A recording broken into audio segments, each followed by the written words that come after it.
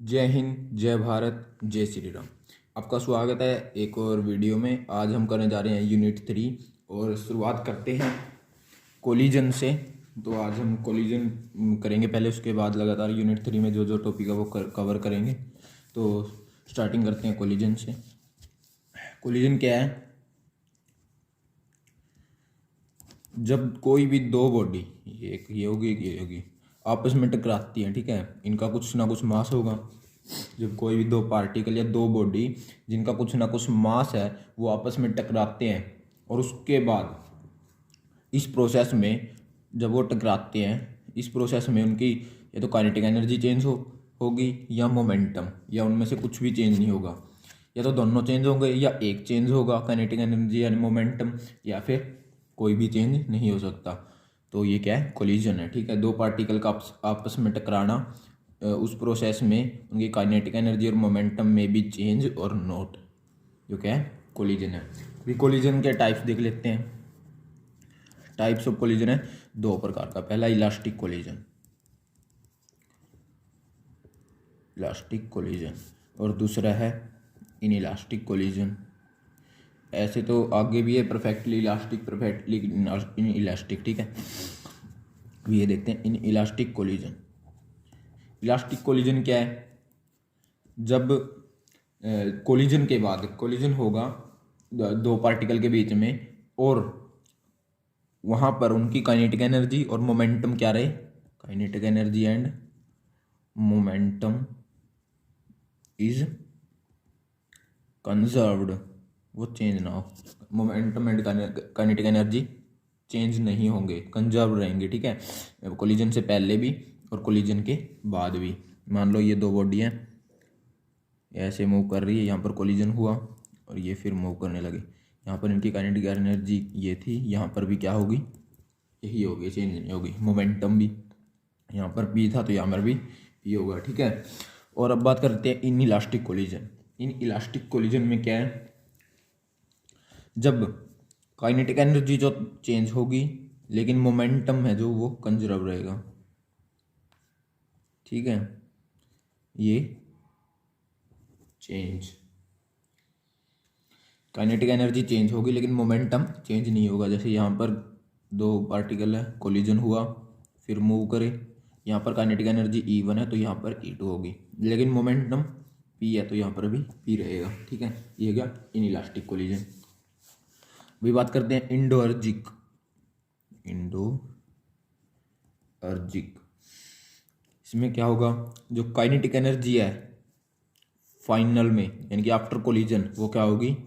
Less than होगी before collision या initial, ठीक है।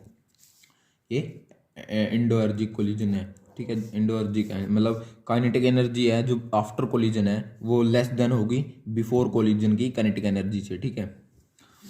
अभी बात करते हैं एक्सोर्जिक। इसका उल्टा ही है। जो काइनेटिक एनर्जी है फाइनल की, वो क्या होगी?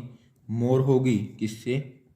इनिशियल से, यानी कि kinetic energy after collision is more than kinetic energy before collision, ठीक है।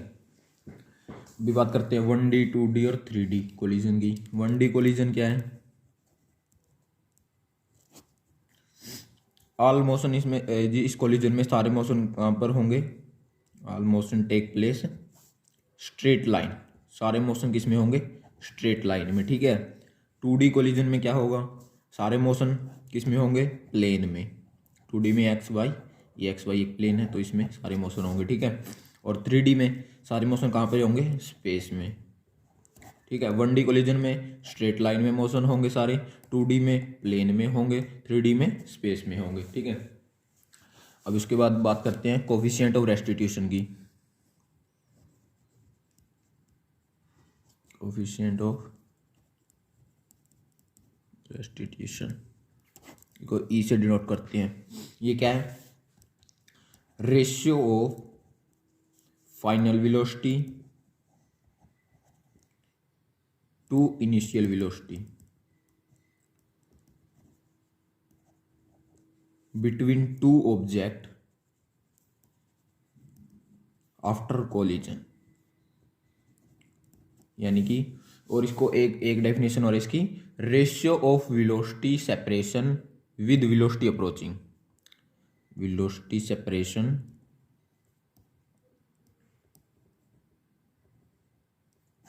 बाय में वेलोसिटी अप्रोचिंग, ठीक है। और इसका जो फार्मूला है वो देख लेते हैं। ई किसके इक्वल होगा, v2 minus v1 upon u1 minus u2, ठीक है। दो ऑब्जेक्ट है, यहाँ पर u1 है, ये u2 से मूव कर रहा है, ये m2 है, कोलिजन हुआ, यहाँ पर ये v1 से मूव करेगा और ये v2 से, ये m2, ठीक है। ऐसे ये कोफिशिएंट ऑफ रेस्टिट्यूशन का फॉर्मूला है। और इसकी रेंज कहाँ से कहाँ होगी, ई होगा जो 0 से 1 के बीच होगा, इसकी रेंज है जो कोफिशिएंट ऑफ रेस्टिट्यूशन की, ठीक है। अब देखो ये हो गया। अब देखो इलास्टिक कोलिजन के लिए, for elastic collision, for elastic collision E क्या होगा 1। अगर ई 1 है तो ये क्या हो गया, u1 minus u2 is equal to v2 minus v1, ठीक है। और इन इलास्टिक के लिए, इन इलास्टिक के लिए 0 से 1 होगी इसकी, वैसे तो 0 से 1 होती है, ठीक है, ई की वैल्यू। अभी जो इन इलास्टिक कोलिजन है उसमें की वैल्यू क्या होगी, 0 से 1, ठीक है। तो 0 से 1 होगी तो कैसे लिख सकते हैं, v2 minus v1 u1 minus u2, ठीक है। और इसको कैसे लिख सकते हैं, v2 minus v1 u1 minus u2, perfectly inelastic. अभी देखो मैंने बात की थी कि परफेक्टली इन इलास्टिक भी आएगा, ठीक है। तो परफेक्टली इन इलास्टिक में क्या होगा,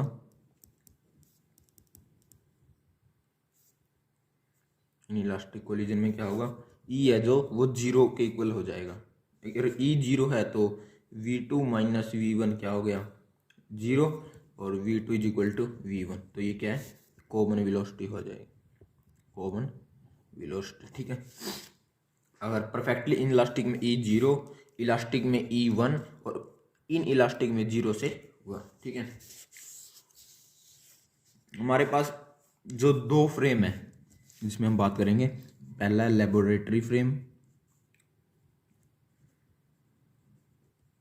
और दूसरा है सेंटर ऑफ मास फ्रेम, ठीक है।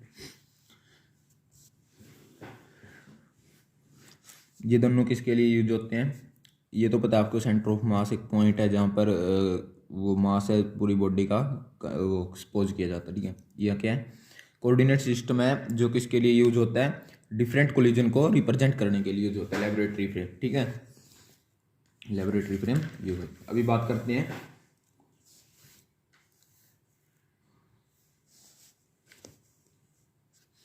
लेबोरेटरी सिस्टम जो फ्रेम है, इसमें कितने 6 कोऑर्डिनेट होते हैं और सेंटर ऑफ मास वाले में 3 कोऑर्डिनेट, ठीक है। अभी इसका जो सेंटर ऑफ मास है इसके एडवांटेजेस देख लेते हैं, एडवांटेजेस ऑफ सेंटर ऑफ मास के। इसमें क्या है, एक्सटर्नल फोर्स है जो वो होगी 0, और जो वेलोसिटी है वो क्या होगी, कांस्टेंट, ठीक है। अभी बात कर लेते हैं परफेक्टली इलास्टिक कोलिजन की 1D में, परफेक्टली इलास्टिक कोलिजन इन 1D, 1 डायमेंशन में स्ट्रेट लाइन में मूव करेंगे, ठीक है। पहले बात करते हैं लेबोरेटरी फ्रेम में, क्या M1 बार U1 से मूव कर रहा है और ये M2 वाला U2 से, ठीक है, कोलिजन हुआ। इसके बाद जो M1 वाला V1 से मूव करेगा और M2 है V2 से, ये बिफोर कोलिजन, ये ड्यूरिंग, ये आफ्टर कोलिजन, ठीक है। ये सब लिख लेना। अभी हम जो लॉ यूज करेंगे, law of conservation of momentum का, ठीक है। According to conservation of momentum, conservation of momentum, ये लिख लेना सही, कंजर्वेशन। क्या होगा, जो इनिशियल मोमेंटम और फाइनल मोमेंटम के इनिशियल मोमेंटम कितना होगा, m1u1 प्लस दोनों बॉडी का m2u2 इज इक्वल टू किसके इक्वल होगा, m1v1 प्लस m2v2। ठीक है, अभी m1 वाले को एक साथ ले लो, m2 वाले को एक साथ, तो m1u1 minus m1v1 m2v2 minus m2u2, तो m1 common, u1 minus v1 m2v2 minus u2। ठीक है, ये आ गया, ये इक्वेशन नंबर 1 और ये वाली इक्वेशन नंबर 2। अभी लगाते हैं law of conservation of energy, क्योंकि इलास्टिक में तो दोनों कंजर्व रहते हैं, मोमेंटम और एनर्जी। तो काइनेटिक एनर्जी क्या होती है, हाफ mv², तो पहले initial half m1u1 square plus half m2u2 square is equal to half m1v1 square plus half m2v2 square. अभी वही ये एक साथ ये 1/2 कॉमन आएगा, वो कैंसिल हो जाएगा। ठीक है, कॉमन ले लेते हैं, m1u1 square plus m2u2 square m1v1 square plus m2v2 square, ये तो कैंसिल। अभी m1 और m2 वालों को अलग अलग कर लेते हैं, मैं आगे एक साथ ही लिख देता हूँ। m1 कॉमन लेके m1u1 square minus v1 square m2v2 square minus u2 square. ठीक है, अभी जो ये थर्ड इक्वेशन मान लेते हैं ये, और ये फोर्थ इक्वेशन। ठीक है, अभी ऐड करते हैं, adding equation second and fourth, ये वाली, इनको ऐड करने के बाद हमारे पास आएगा m1 u1 माइनस v1 और u1 प्लस v1। ठीक है, प्लस इसको लिख सकते हैं प्लस।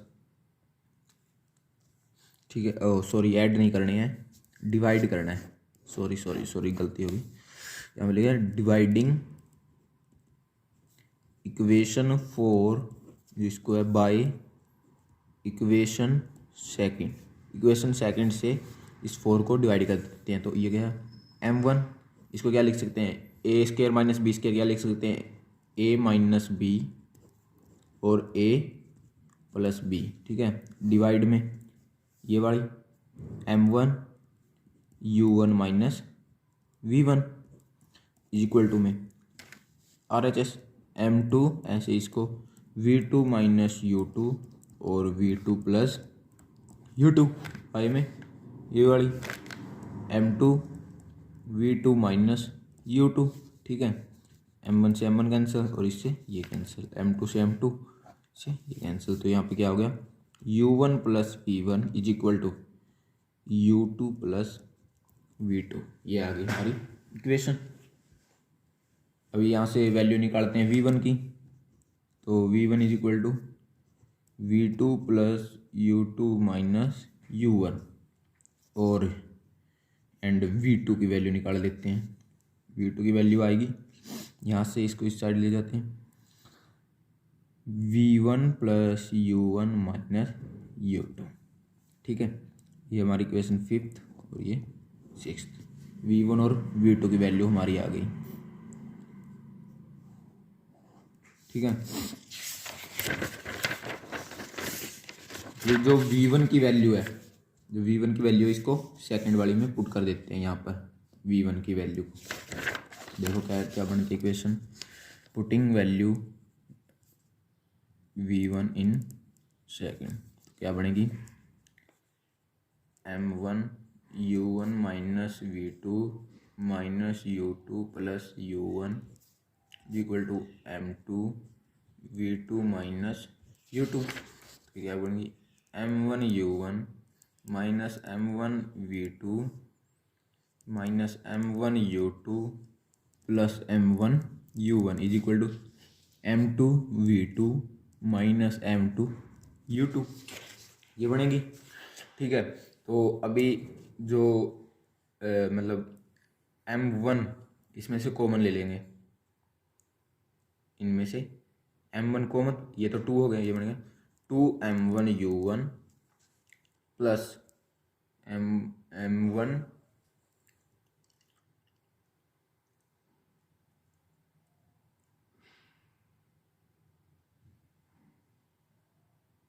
M1 कॉमन लेंगे तो क्या बनेगा, minus minus common M1 common, तो M1 माइनस M2। ऐसे नहीं करते, काम करते हैं, जो U2 है इसको एक साइड ले लेते हैं और जो V2 है उसको एक साइड ले लेते हैं। ठीक है, उनको एक साइड लेने के बाद बनेगा 2M1U1, ये तो बनेगा। ठीक है, उसके बाद यहाँ पर U2 वाले ले आते हैं, इस साइड ले आए U2, तो ये बनेगा plus M2 minus M1 into U2 और इज इक्वल टू में M1 plus M2 into V2, जो ये V2 है इस साइड आ गया प्लस का। ठीक है, ये ऐसे बन जाएगा। तो अभी यहाँ से V2 की वैल्यू निकाल देते हैं। V2 क्या हो गया, M2 minus M1 upon M1 plus M2, तो ऊपर वाले के इनटू में क्या है U2 प्लस 2M1U1 डिवाइड में ये M1 प्लस M2, ये V2 की वैल्यू आ गई। ठीक है, और ऐसे ही सिमिलरली क्या V1 की वैल्यू आएगी, V1 की आएगी, ये साइन चेंज हो जाएंगे, M1 minus M2, M1 plus M2, यहाँ पर U2 है, यहाँ पर U1 हो गया, plus 2M2U2 M1 plus M2। Similarly ऐसे ही उसमें V1 की जगह V2 की वैल्यू पुट करेंगे सेकंड में और V1 की वैल्यू यहाँ से हमें प्राप्त होएगी। ठीक है, अभी स्पेशल केस देख लेते हैं इसके। M2 रेस्ट पे है, M2 रेस्ट पे, इसका मतलब U2 है जो वो क्या है 0 है, तो V1 कितना होएगा M1 minus M2 upon M1 plus M2 V1, ये होगा, ये तो 0 है U2, ये सारी 0, और V2 कितना होगा, ये 0, ये वाली plus 2M1U1 upon M1 plus M2, ये V2 होगा। ये फर्स्ट केस है। अभी सेकंड केस देखते हैं। M1 किसके इक्वल है M2 के, और U2 क्या है 0 है। M2 रेस्ट पे है, लेकिन एक कंडीशन क्या आ गई साथ में, मास दोनों के इक्वल है। अगर मास इक्वल है तो ये 0, मास इक्वल है तो ये भी 0, ये भी 0 का मतलब ये 0। ठीक है, तो V2 है, मास इक्वल है 2M1 हो गया, 2M1 से 2M1U1, तो V2 क्या होगा U1 के इक्वल और V1 क्या होगा 0। ठीक है,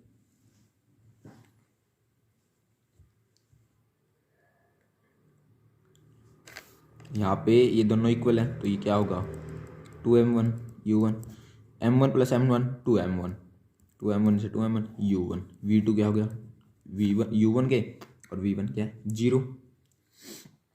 तो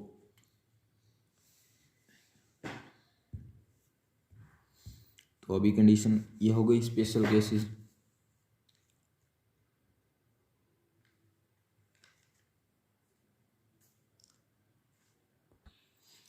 अभी एक केस और देख लेते हैं जिसमें M1 very very large then M2 है और U2 क्या है 0 है। ठीक है, U2 0 है, U2 0 मतलब ये कैंसर। M1 लार्ज है तो M1 प्लस M2 लिखेंगे, लगभग M1 ही होगा क्योंकि वेरी वेरी लार्ज है। इन्फिनिटी में कुछ भी जोड़ो तो क्या आएगा, इन्फिनिटी ही आएगा ना। ऐसे ही बहुत लार्ज है M2 से M1 से M1 कैंसिल होगा तो V2 यहाँ से यहाँ पे क्या आएगा U1 के 2U1 के इक्वल। अब इसमें देख लो U2 0 है, ये कैंसिल। M1 बहुत लार्ज है तो यहाँ पर भी M1, इन्फिनिटी में से कुछ भी घटाओगे क्या आएगा, इन्फिनिटी आएगा ना। वैसे ही M1 ही यहाँ पे, ठीक है, M1 से M1 तो V1 U1 के इक्वल, V1 U1 के इक्वल। ये हमारे स्पेशल केस हो गए। अभी बात करते हैं सेंटर ऑफ मास फ्रेम की, तो लेबोरेटरी फ्रेम था अभी, centre of mass frame.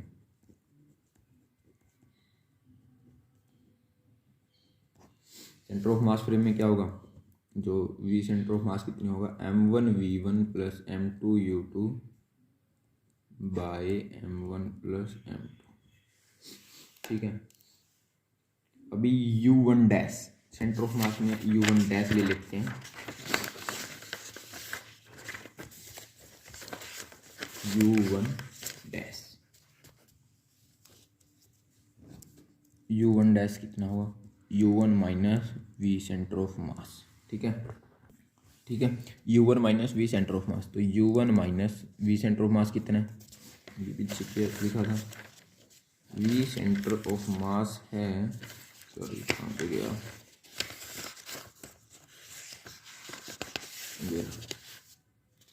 We centre of मास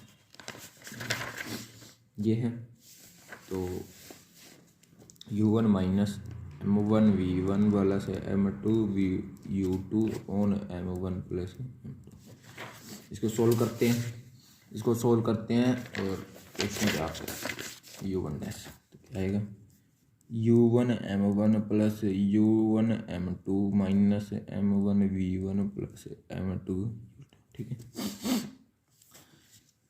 ये इसके साथ मल्टीप्लाई होगी डिवाइड में m1 प्लस m2,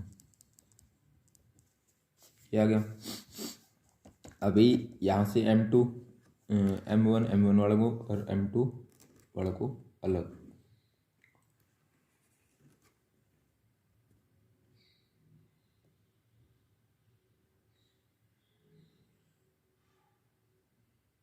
लिख लेते हैं, और कैंसिल, जो कैंसिल हो रहा है उसको कैंसिल करते हैं, जो यहाँ पे है ये u1 ही है, ठीक है, यहाँ पे भी u1, सेंटर ऑफ मास में क्या है m1u1 plus m2u2 by m1 plus m1, तो m1u1 और m1u1 ये आपस में कैंसिल, तो ये बचे, m2 कॉमन ले लिया, m2, तो क्या बचा u1 माइनस, ये माइनस होगा ना, minus u2 upon m1 plus m2, ये आ गया हमारा u1 डैश। अभी u2 डैश की बात करते हैं, u2 minus V centre of mass, तो u2 डैश क्या आएगा, ऐसे ही m1 u2 minus u1 upon m1 plus m2, ये u2 डैश, ये u1 डैश, ठीक है। अभी ये बिफोर कोलिजन था, after collision, after collision v1 dash, तो क्या आएगा v1 minus V centre of mass, और v2 डैश क्या होगा v2 minus V centre of mass, ठीक है। तो v1 डैश देखते हैं, v1 डैश क्या होगा minus m2 u1 minus u2 upon m1 plus m2, ये होगा, क्योंकि v1 डैश क्या है ये, और v2 डैश को सोल्व करने के बाद आएगा, v2 डैश आएगा माइनस m1, वो चेंज होगा ना, u2 minus u1 upon m1 plus m2, ठीक है। Law of conservation of momentum, अभी ये आ गए उसमें तो, लेकिन अब परफेक्टली इनइलास्टिक की बात करते हैं, v1 और v2 हमारे आगे यहाँ पे भी बात करते हैं, perfectly inelastic collision, perfectly inelastic collision 1D में क्या होगा, परफेक्टली इनइलास्टिक में u1 से मूव कर रहा है, u2 से कोलिजन हुआ, दोनों एक साथ एक ही वेलोसिटी से मूव करेंगे m1 m2, ठीक है। यहाँ पर लॉ ऑफ कंजर्वेशन तो एक्ट करेगा इनइलास्टिक में, लेकिन काइनेटिक एनर्जी कंजर्व वाला जो लॉ है वो नहीं एक्ट करेगा, ठीक है।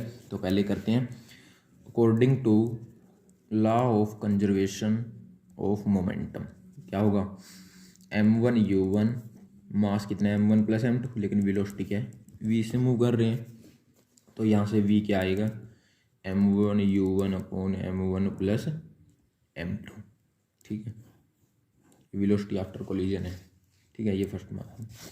अभी law of conservation of energy तो एक्ट वो नहीं करेगा, मतलब इसमें लागू नहीं है, क्योंकि इसमें तो काइनेटिक एनर्जी चेंज होगी, तो यहाँ पर हम मान लेते हैं लॉस ऑफ काइनेटिक एनर्जी निकालते हैं, कितना लॉस ऑफ काइनेटिक एनर्जी हुआ, ठीक है। तो डेल्टा के क्या होगा K1 माइनस K2। यहाँ पर K1 क्या है 1/2 M1 U1 स्केयर प्लस जो M2 U2 स्केयर करेंगे ना, यहाँ पर U2 क्या है वो रेस्ट पे है, सेकंड क्या है 0, रेस्ट पे लेंगे, यहाँ पे U2 है जो उसको क्या है रेस्ट पे, इसलिए M1 U1 यहाँ पे आया है। ठीक है, सेकंड पार्टिकल है उसको रेस्ट पे मानेंगे, फर्स्ट का पार्टिकल मूव कर रहे हैं। यहाँ पर जो U2 था ये कितना है 0 है, ये रेस्ट पे है, इसके साथ टकराएगा, कोलिजन के बाद दोनों एक साथ मूव करेंगे। U2 0 है तो यहाँ पर M2 U2 था वो भी 0 होगा इसलिए। ठीक है, तो यहाँ पर ये 0 U2 वाला। अभी K2 देखते हैं, half M1 plus M2 mass into में V स्केयर। अभी जो V की वैल्यू आई थी ये वाली ऊपर, ये इसमें पुट कर देते हैं तो क्या आएगा K2 half M1 M plus M2 M1 U1 upon M1 plus M2 का स्केयर, और इसका भी ये कैंसिल, तो इसको क्या लिख सकते हैं 1/2 M1 स्केयर U1 स्केयर। अभी चेंज लॉस निकालते हैं, कितना होगा K1 1/2 M1 U1 square minus 1/2 M1 square U1 square. ठीक है, अभी M1 U1 स्केयर कॉमन आएगा, M1 half M1 U1 square common, तो अंदर क्या बचा 1 माइनस 1/2 भी बाहर आ गया, एक M1 बचेगा अंदर बस। ठीक है, ये आएगा, और इसके नीचे क्या है M1 प्लस M2 भी तो है, ये यहाँ पर आएगा M1 प्लस M2, तो 1 minus M1 upon M1 plus M2। ठीक है, यहाँ पर स्केयर था ना, एक कट गया, तो अभी इसको क्या लिख सकते हैं, ये को as it is 1/2 M1 U1 square M1 plus M2 minus M1 upon M1 plus M2, M1 से M1 कैंसिल, तो लॉस काइनेटिक एनर्जी आ गया half M1 U1 square M2 upon M1 plus M2, that is 1/2 M1 M2 upon M1 plus M2 into U1 square. ठीक है, और अभी एक बात बता दें, रिड्यूस मास होता है, रिड्यूस्ड मास वो होगा product of mass divide by sum of mass, sum of two masses. ठीक है, सम ऑफ टू मासेस ये आ गया है यहाँ पे, तो जो लॉस इन काइनेटिक एनर्जी है। अभी जो काइनेटिक एनर्जी का लॉस है ये पॉजिटिव आएगा क्योंकि सारी वैल्यू पॉजिटिव है। ठीक है, अगर लॉस जो पॉजिटिव है, अगर change in kinetic energy positive है तो वो क्या होगा देयर इज सम लॉस, और पॉजिटिव है तो वहाँ पर क्या होगा लॉस ऑफ काइनेटिक एनर्जी होगा, तो यहाँ पर क्या है लॉस ऑफ काइनेटिक एनर्जी हुआ है। और जो लॉस्ट हुआ है वो किसी भी उसमें हो सकता है, साउंड में, हीट में, लाइट में। ठीक है, जो लॉस्ट हुई है काइनेटिक एनर्जी। अभी जो निकालते हैं kinetic energy final by kinetic energy initial, final वाली क्या थी यानी कि 2 वाली M1 plus M2 V square by 1/2 M1 U1 square, इससे ये कैंसिल होगा। ठीक है, वैल्यू V की वैल्यू पुट कर देते हैं, जो ये वाली वैल्यू थी V की इसमें, तो हमारे पास आएगा M1 plus M2 upon M1 U1 square multiply V की वैल्यू पुट की M1 square U1 square upon M1 plus M2 का स्केयर। अभी M1 से एक M1 कैंसिल, U1 स्केयर से U1 स्केयर, इससे ये कैंसिल, तो यहाँ पर जो बचेगा पर लिखते हैं क्या बचेगा, kinetic energy final by kinetic energy initial क्या होगा M1 upon M1 plus M2। ठीक है, यहाँ पर जो ये नीचे वाला इससे बड़ा M1 से, तो M1 greater than M1 plus M2, ये तो है हमें पता भी है, तो ये बड़ा है तो ये जो है ये 1 से छोटा होगा, ठीक है। अगर ये डिनोमिनेटर बड़ा होता है तो वैल्यू क्या आती है 1 से लेस देन, तो क्या होगा के फाइनल है जो के इनिशियल है ये 1 से छोटा है तो ये भी 1 से लेस होगा। That is kinetic energy final less than kinetic energy initial. तो क्या हो गया, काइनेटिक एनर्जी आफ्टर कोलिजन क्या है, लेस है काइनेटिक एनर्जी बिफोर कोलिजन से। आफ्टर कोलिजन लेस है बिफोर कोलिजन से, जो हमने पढ़ा था वो क्या होगा, इंडोर्जिक होगा या एक्सोर्जिक होगा। हमने पढ़ा था kinetic energy after collision less है काइनेटिक एनर्जी बिफोर कोलिजन से, तो क्या होगा endoergic. Kinetic energy final less than kinetic energy initial, ये हो गया। ठीक है, अब यहाँ पे एक कंडीशन ले लेते हैं, अगर m2 बहुत ज़्यादा है m1 से तो m1 upon m1 plus m2। m2 पहले ही बहुत ज़्यादा है, मतलब m1 में m2 में पहले ऐड है लेकिन ये पहले ही बहुत ज़्यादा है। अगर डिनोमिनेटर ज़्यादा है तो जो आंसर आता है वो क्या छोटा होता जाता है। अगर डिनोमिनेटर इंक्रीज होगा तो आंसर हमारा क्या होगा, लेस होगा। अगर ये बहुत ज़्यादा है तो ये अप्रोक्सीमेटली इसका आंसर कितना होगा, 0। तो kinetic energy final by kinetic energy initial ये भी कितना होगा, 0 लगभग। तो काइनेटिक एनर्जी फाइनल क्या होगा, 0। यहाँ से जो फाइनल काइनेटिक एनर्जी वो भी क्या होगी हमारी, 0। ठीक है, यही बताना था।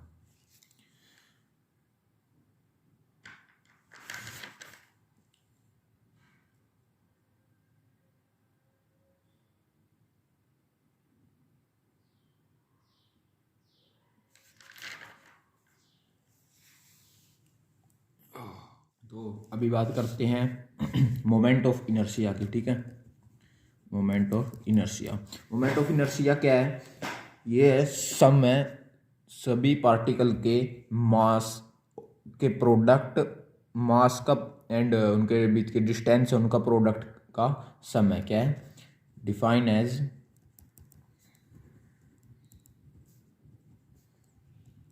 सम ऑफ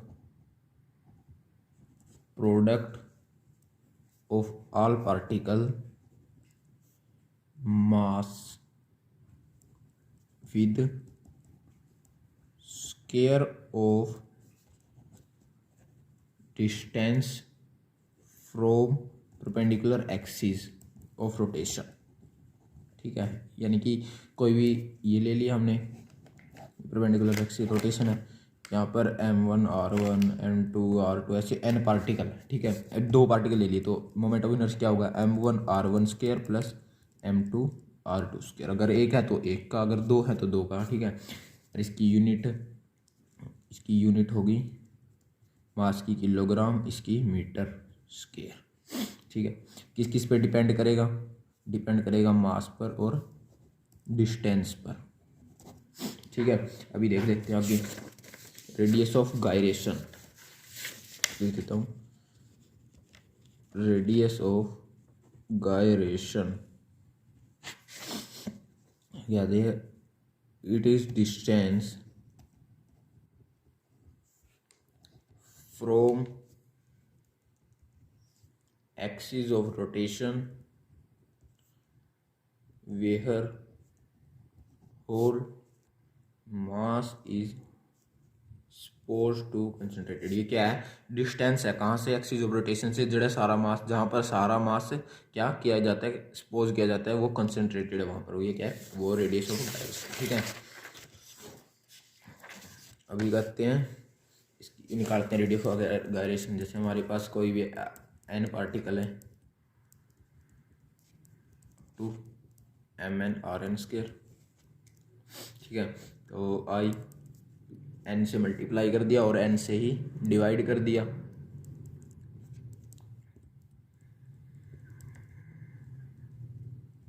n से मल्टीप्लाई और n से डिवाइड, तो सभी को इक्वल ले लेते हैं मास, सारा ही मास कितने इक्वल है, तो आई मास को बनाएगा m इंटू एन, ये हो गया r1² प्लस r2², ऐसे ही rn² अपॉन n। ठीक है, अभी जो ये है ना, इसको क्या लिखेंगे, ये m इंटू एन यानी कि स्मॉल m है, टोटल m, और ये क्या है, ये रेडियस ऑफ गायरेशन k²। तो k² यहाँ पे क्या है, रेडियस ऑफ गायरेशन के है, तो के को क्या लिखेंगे, √(r1² + r2² + rn² upon n। ये रेडियस ऑफ गायरेशन है, इसकी यूनिट है मीटर। मास पर डिपेंड नहीं करती, डजंट डिपेंड ऑन मास, मास पर डिपेंड नहीं करती। ठीक है, अभी कर लेते हैं theorem of perpendicular axis. Theorem क्या कहती है कि मोमेंट ऑफ इनर्शिया किसी भी एक्सिस का 2D में जो मोमेंट ऑफ इनर्शिया है about any axis is equal to the sum of moment of inertia, जो उस एक्सिस का मोमेंट ऑफ इनर्शिया किसके इक्वल होगा, जो उस एक्सिस पर परपेंडिकुलर एक्सिस है ना, उन दोनों के मोमेंट ऑफ इनर्शिया के सम के बराबर होगा। जैसे आई एक्स किसके इक्वल होगा, आई वाई प्लस आई जेड। ठीक है, हमने यहाँ पर ले लिया एक्स वाई जेड, 2D में लेंगे ये बस। ठीक है, ये है y1, ये है x1, तो ये भी x1 और ये r है। ठीक है, तो ये P पॉइंट है, यहाँ पर मास F1 है, तो ये r की वैल्यू क्या होगी यहाँ से, x1² r1², r1 ले लो या r ले लो। ठीक है, r1 किसकी, x1² + y1², ये इक्वेशन फर्स्ट मान ली। अभी moment of inertia about x axis निकालेंगे, क्या होगा, I X is equal to m1y1² + m2y2² plus ऐसे उसके क्या लिखेंगे, समेशन my²।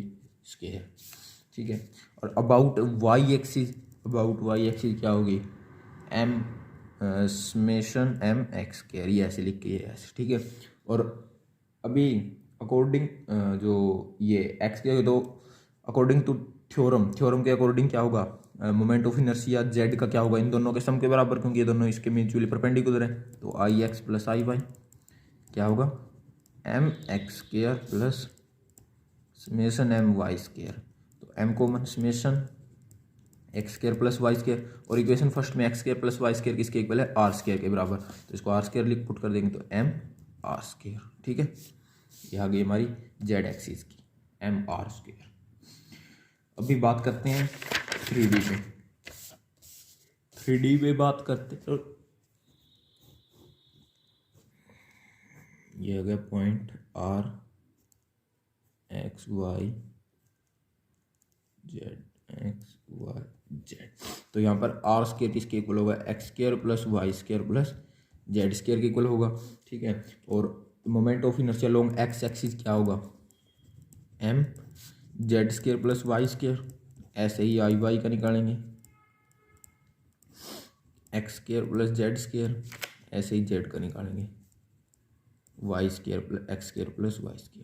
ठीक है, अभी तीनों का सम कर देते हैं, I x + I Y + I Z, summation m, ऐसे ही x² + y² + z², दोनों डबल है x² + z²।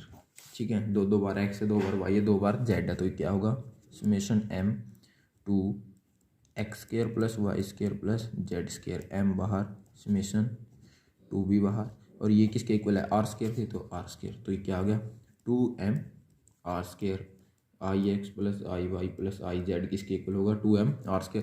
इसको क्या पुट कर देते हैं, I0 2 I0। ठीक है, I0 क्या है, इनर्शिया अबाउट ओरिजिन, यानी कि तो ये I x + I Y + I Z किसके इक्वल होगा, 2I0 के, यानी कि sum of inertia along 3 axis किसके इक्वल होता है, moment of inertia of common point of intersection, जो इन तीनों का सम है ना 3 एक्सिस का, तो इस किस मोमेंट ऑफ इनर्शिया किसके इक्वल होगा, उस पॉइंट जो कॉमन पॉइंट है इन तीनों का इंटरसेक्शन का, उसके डबल के मोमेंट ऑफ इनर्शिया के इक्वल होगा। ठीक है, तो बात करते हैं पैरेलल एक्सिस थ्योरम की।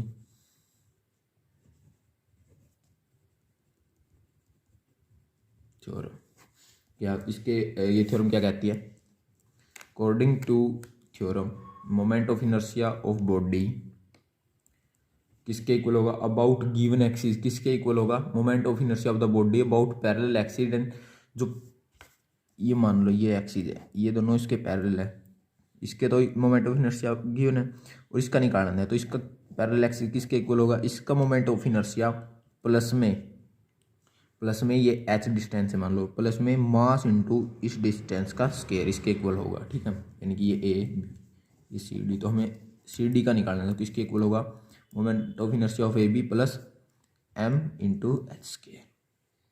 ठीक है, ये हो गया। तो इसको क्या लिख सकते हैं, आई ए बी, यहाँ मान लो इसमें स्मॉल पार्टिकल है m1 x1, उसका x1 डिस्टेंस है, m2 तो x2 डिस्टेंस है, तो आई सी डी क्या होगा, m1 x1 square m2 x2 square plus ऐसे ही, और I A is equal to I C D जिसके summation of M x square. ठीक है, moment of inertia about A B axis, A B axis के जो ए बी एक्सिस है उसका मोमेंट ऑफ इनर्शिया क्या होगा, ए बी का निकालना है इसके अकॉर्डिंग। ठीक है, आई ए बी क्या होगा, m1 x1 प्लस एच का स्क्वायर x2 प्लस एच का स्क्वायर m2 ऐसे ही। ठीक है, क्योंकि h डिस्टेंस ज़्यादा है ए बी इसमें यहाँ से यहाँ तक, तो आई कितना होगा, summation m x plus h का होल स्क्वायर, तो समेशन m इसका खोल देते हैं x square plus h square plus 2xh। ठीक है,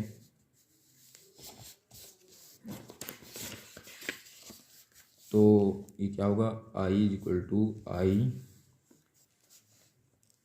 तो उसको लिख लेते हैं summation m x square plus summation m h square plus 2 summation m x h, और ये क्या है यहाँ पे 0 होगा एम एक्स एच। ठीक है, क्योंकि एक्स की वैल्यू यहाँ पे 0, और ये एम एक्स स्क्वायर निकाला था पीछे आई सी डी प्लस ये एम एच स्क्वायर, ये प्रूव हो गया, यही प्रूव करना था, या ए बी का निकाल दो या सी डी का, बात एक ही होगी ऐसी, मतलब प्लस में एम इंटू एच स्क्वायर आएगा। ठीक है, अभी निकालते हैं moment of inertia of thin road. हमने कोई भी रोड ले ली, ठीक है, मास एम है, ये इसके सेंटर में से निकाल रही है, उस पर निकालना है। ठीक है, ये मास एम है, L/2, ये भी L/2, और पूरी डिस्टेंस कितनी है, L है, तो हमने स्मॉल एलिमेंट लिया dx, और इसकी इस एक्सिस से किसी डिस्टेंस है x। पहले निकालें मास पर यूनिट लेंथ, मास पर यूनिट लेंथ होगा m/l। अभी mass of small element dx का कितना मास होगा, मास पर यूनिट लेंथ इंटू में इसकी लेंथ कितना dx। अभी moment of inertia of small element, ऐसे ही small element moment of inertia कितना होगा m/l dx, और इसकी डिस्टेंस कितनी है x, तो इंटू में x के।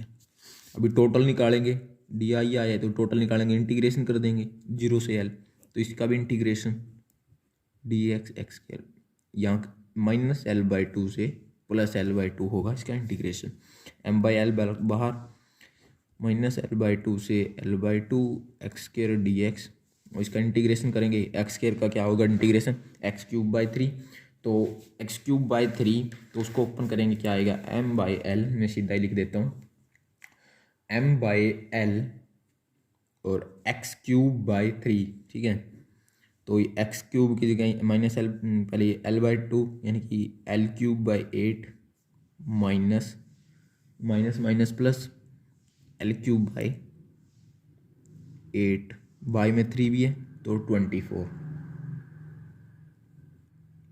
8 3 जा 24। ठीक है, ऐड किया, ऐड करने के बाद क्या आएगा, ml 2l³/24, ये यहाँ से एक कैंसिल, 2 से 12, तो क्या आएगा ml²/12, मोमेंट ऑफ इनर्शिया आ गया। टोटल मोमेंट ऑफ इनर्शिया कितना है, ml²/12, इसके अकॉर्ड जो सेंटर में से पास कर रही है इसके अलावा। ठीक है, अभी निकालेंगे अबाउट, इसी का about axis passing through one and, एक एंड से पास कर रही है एक्सिस, उसके यहाँ से पास कर रही है, ये यहाँ पे है, यहाँ पे कोई भी वो ले लिया dx एलिमेंट, यहाँ से यहाँ x है। ठीक है, और वो है l डिस्टेंस है, तो मास होगा स्मॉल एलिमेंट का सेम करना ऊपर वाला जैसा, और उसका moment of inertia into x square होगा। यहाँ पे बस एक फ़र्क है इसमें, जो लिमिट लगेगी ये तो आई, जीरो से आई, यहाँ पर जीरो से एल लिमिट लगेगी। अभी जीरो से एल लिमिट लगाने के बाद जो इसका आंसर आएगा वो आएगा एम एल स्क्वायर बाई 3। ठीक है, बाकी सेम करना है, बस लिमिट कितनी लगानी है, जीरो से एल, और फिर आंसर आएगा एम एल स्क्वायर बाई 3। ठीक है, इसको हम पैरेलल एक्सिस से भी कर सकते हैं, यानी कि ये इसके पैरेलल है तो इसका प्लस में एम इंटू ये एक्स स्क्वायर जो भी है।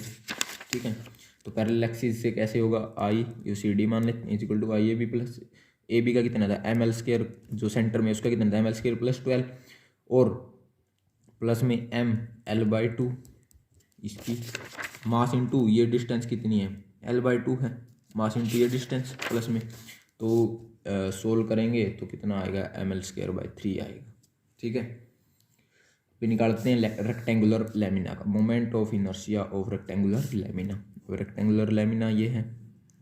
ठीक है, इसकी लेंथ एल है, ब्रेथ बी है, ये स्मॉल एलिमेंट ले लिया डी एक्स, जो ये सेंटर है इससे कितनी डिस्टेंस पर है एक्स पर है, ये बी है, तो मास पर यूनिट यहाँ पर एरिया होगा लेंथ इनटू ब्रेथ, तो डी एक्स का जो मास है वो कितना होगा, डी एक्स का mass M by L close B, B into D X, इसका एरिया इंटू में इसका एरिया। ठीक है, जो ये स्मॉल एलिमेंट लिया तो बी से बी क्या बच गया M by L D X. ठीक है, और इसके बाद सेम करना है, तो इसका मोमेंट ऑफ इनर्शिया इंटू में ये डिस्टेंस कितनी है एक्स, इसका moment of inertia small element का कितना आएगा M by L D X into X square. ठीक है, एक्स स्क्वायर आ गया, और अभी जो क्या बोलते हैं लिमिट कहाँ से कहाँ लगेगी, इसमें लिमिट कहाँ से M by L D X X square, तो 0 से 1 आई, और जो रेक्टेंगुलर लेमिना की जो लिमिट लगानी है वो होगी 0। तो अभी बात करते हैं moment of inertia of ring का। एक रिंग का निकालेंगे मोमेंट ऑफ इनर्शिया, ये रिंग ली। ठीक है, तो ये ऐसे होगी, यहाँ पर एक छोटा सा एलिमेंट ले लिया डी एक्स। ठीक है, और इसकी यहाँ से डिस्टेंस है आर, ये सेंटर से पास हो रही है, ये रिंग है। ठीक है, तो मास पर यूनिट लेंथ कितना होगा एम बाई एल, एल कितनी होगी यहाँ पर सर्कमफ्रेंस 2 पाई आर हो गया, और इस स्मॉल एलिमेंट का जो मास लिखेंगे वो क्या आएगा 2 pi R into D X, और इसका moment of inertia small element का इंटू में इसके डिस्टेंस कितनी आर, तो R square 2 pi R D X. ठीक है, इंटू में आर स्क्वायर, ऐसे आर स्क्वायर, तो अभी आर से एक आर कैंसिल, तो टोटल मोमेंट ऑफ इनर्शिया इनका integration M by 2 pi into R D X, इसका इंटीग्रेशन 0 से 2 पाई आर, ये बाहर डी एक्स अंदर बचेगा बस डी एक्स, ये बाहर एम आर बाई 2 पाई, 0 से 2 पाई आर, डी एक्स का इंटीग्रेशन एक्स, तो एक्स में 2 पाई आर पुट कर देंगे M R by 2 pi into 2 pi R, pi से 2 पाई, तो एम आर स्क्वायर, इसका वो आ गया moment of inertia of ring. ठीक है, अभी अबाउट डायमीटर करते हैं, अबाउट सेंटर थे तो अबाउट डायमीटर यानी कि A B C D E F. ठीक है, तो ई एफ का क्या होगा A B plus C D is equal to I of E F. ठीक है, तो इनको मान लें 2 I0, इसको 2 I0 M R square by 2, तो I0 कितना होगा एम आर स्क्वायर बाई 4, जो एम आर स्क्वायर बाई 2 आया ना, एम आर स्क्वायर बाई 2 ये किसका है आई ऑफ ई एफ, जो सेंटर से पास करे, क्या बोलते हैं, हाँ सेंटर से पास कर रही है। ठीक है, जैसे यहाँ पर निकाला था ये 2 I0 तीनों एक्सिस का, तो इसमें भी तीनों एक्सिस हैं, 2 I0 इज इक्वल टू किसका होगा एम आर स्क्वायर बाई 2, इन दोनों का सम कितना एम आर स्क्वायर बाई 2।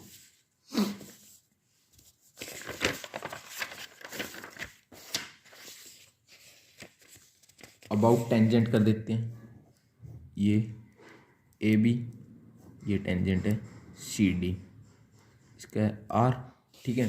तो आई सी डी किसके इक्वल होगा, I A B plus M R square, इसका प्लस में एम इंटू जो डिस्टेंस है वो होगा ए बी, इसका कितना है M R square by 2, centre में से पास करिए, इसका ये है प्लस में एम आर स्क्वायर, तो क्या आएगा 3 M R square by 2, 3 by 2 M R square. ये क्या आ गया इसका मोमेंट ऑफ इनर्शिया।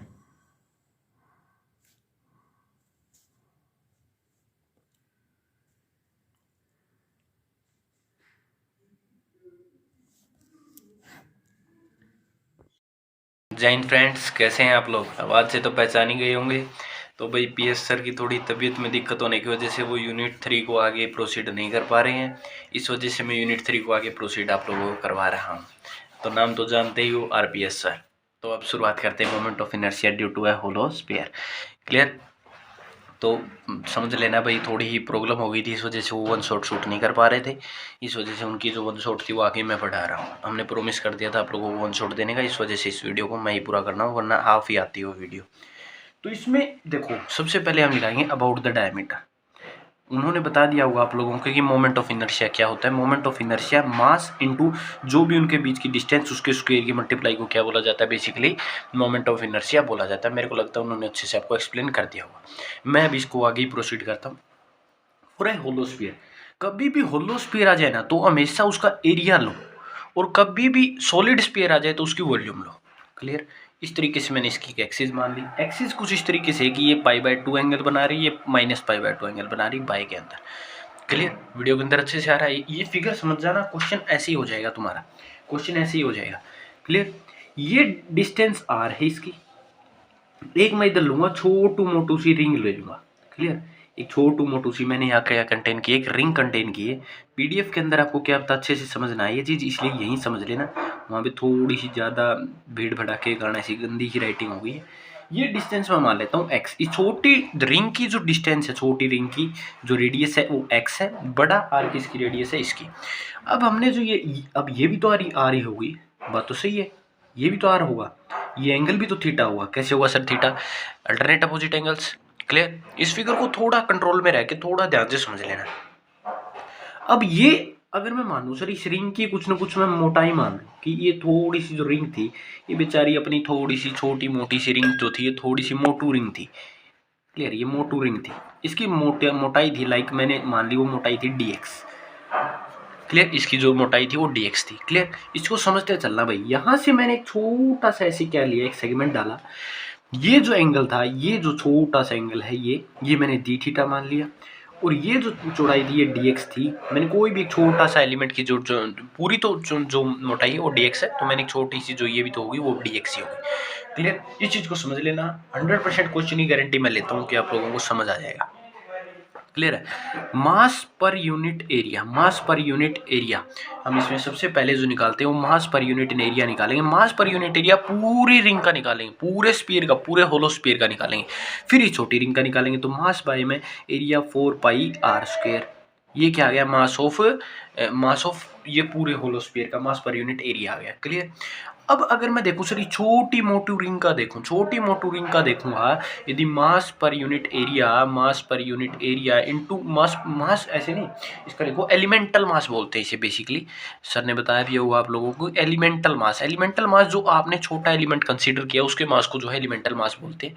तो पूरा बड़ा मास, पूरे बड़े का मास जो आएगा इनटू में इसका जो एरिया आएगा, इसका एरिया क्या आएगा भाई साहब? पूरी रिंग की सरकमफ्रेंस क्या है? 2πx, क्योंकि रेडियस ये थी, और इनटू में एरिया की डिस्टेंस, मतलब ये चीज समझ लेना। 100% गारंटी है कि समझ आ जाएगा आप लोगों को, कोई दिक्कत आप लोगों को होगी नहीं। मास पर यूनिट एरिया इनटू में ये क्या है? उसकी सरकमफ्रेंस, ये उसकी मोटाई, मतलब लेंथ इनटू में अगर थिकनेस कर दोगे, लेंथ इंटू में थिकनेस कर दो, या फिर ऐसे समझ लो लेंथ इंटू ब्रेथ कर दो, तो एरिया आ जाता है। क्लियर? तो एलिमेंटल मास आ गया। अब कोई दिक्कत नहीं है, मास आ गया, आप क्या जानते हैं, दूसरा आप क्या जानते हैं, अगर अपने को एलिमेंटल का निकालना है भैया भाई, छोटे से एरिया का निकाल रहे, रिंग का, छोटी रिंग का अगर निकाल लेंगे आप, इस छोटी सी रिंग का अगर आप निकाल लेंगे और इसको इंटीग्रेट कर देंगे तो अपने को बढ़ेगा, मिल जाएगा। तो मैंने इंटीग्रेशन का साइन लगाया, मेरे को छोटी सी रिंग का पता था क्या होगा, डीएम मास होगा, ये जो है डीएम के इक्वल है। क्लियर, डीएम के इक्वल होगा और एक्स स्क्वायर जो डिस्टेंस थी वो आएगा। बिल्कुल सर, ओके है सर, जमा समझ आ गया। ये तो सर ने बताया था आप लोगों को कि moment of inertia of ring क्या होता है, एम आर स्क्वायर होता है। क्लियर, तो एम को यहाँ मैंने डीएम लिख दिया और आर जो डिस्टेंस छोटी रिंग की थी एक्स ले ली। क्लियर, अब कोई दिक्कत नहीं है, अब तो बस ये जर्नल वैल्यूज पुट करनी है। यहाँ रखो एम, ये इससे ये कैंसिल करो तो एम बाई में 2r² इंटू में एक्स डी एक्स। क्लियर, इसको मैंने कट आउट करके, शॉर्ट आउट करके, छोटा मोटा जो करके मैंने वो चीज़ लिख ली। अब एक खेला होगा, क्या खेला होगा, ये dx वेरिएबल नहीं था, dx अपने को मोटाई कहीं ना कहीं पता थी, अपने को इस टर्म को कहाँ बदलना है, एंगल के अंदर बदलना है। तो ये जो मैंने छोटा सा इसका कंटेन किया था, मैं इसको बना देता हूँ यहाँ पे आप लोगों के लिए। ये एंगल मैंने डी थीटा माना, ये आर रेडियस मानी, ये dx माना था मैंने। क्लियर, अगर मैं यहाँ ये लिखना चाहूँ, मैं ये लिखना चाहूँ कि मैं जानता हूँ कि मेरा जो डी थीटा है सर वो आर्क अपॉन रेडियस होता है, आर्क अपॉन रेडियस होता है। अगर मैं लिखूँ सर कि मेरा डी थीटा क्या आएगा, आर्क क्या है सर, डी एक्स आर्क है, रेडियस आर है इसकी, तो जो डी एक्स आएगा वो किसके इक्वल आएगा सर, वो आएगा सर आपका बेसिकली आर डी थीटा के। तो ये वैल्यू मैंने यहाँ पे पुट कर ली, मीन्स आई क्या आ गया आपके पास, M R D theta into में एक्स भाई में 2πr²। ये मैंने डी एक्स की जगह ये वैल्यू पुट कर ली। कैसे की वो आप लोगों को बेसिकली मैंने बता दिया है। तो अब यहाँ पर ये चीज़ आपको समझ आ गई। अब दूसरी बात जो आप लोगों को पता चली भाई, इस चीज़ से एम आर बाहर आ गया, आर से आर एक कैंसिल हो गया। क्लियर, तो एम बाई में 2r आ गया, इंटू में इंटीग्रेशन है sine D theta into X आ गया। क्लियर, ये चीज़ आप लोगों को समझ आ रही है भाई, ये चीज़ कैसे आई है। अब यहाँ पर एक चीज़ को जर्नली ही ऑब्जर्व किया गया, छोटी सी चीज़ को जो है जर्नल ऑब्जर्वेशन के अंदर लिया गया और वो चीज़ ऑब्जर्व की गई। क्लियर, अब यहाँ पर आपने कर दी एक गलती।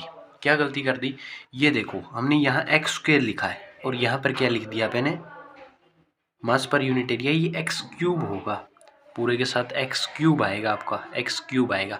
क्यों, क्योंकि एक्स स्क्वायर था ना यहाँ, तो एक्स स्क्वायर की अपन इसके साथ मल्टीप्लाई नहीं किया, अपन सिर्फ एक्स एक्स ले रहे थे अपन। क्लियर, वो थोड़ा है उस गड़बड़ पे भी ध्यान दीजिए भाई, कोई आप डायरेक्ट में लिख रहे हैं तो उसको गड़बड़ ना करें। अब x तो ऐसा नहीं है भाई हर रिंग के लिए अलग होगा, अगर मैं यहाँ पर कोई और रिंग लूंगा उसकी रेडियस कुछ और माननी पड़ेगी, यहाँ पर कुछ और लूंगा, लेकिन रेडियस कांस्टेंट है मेरी।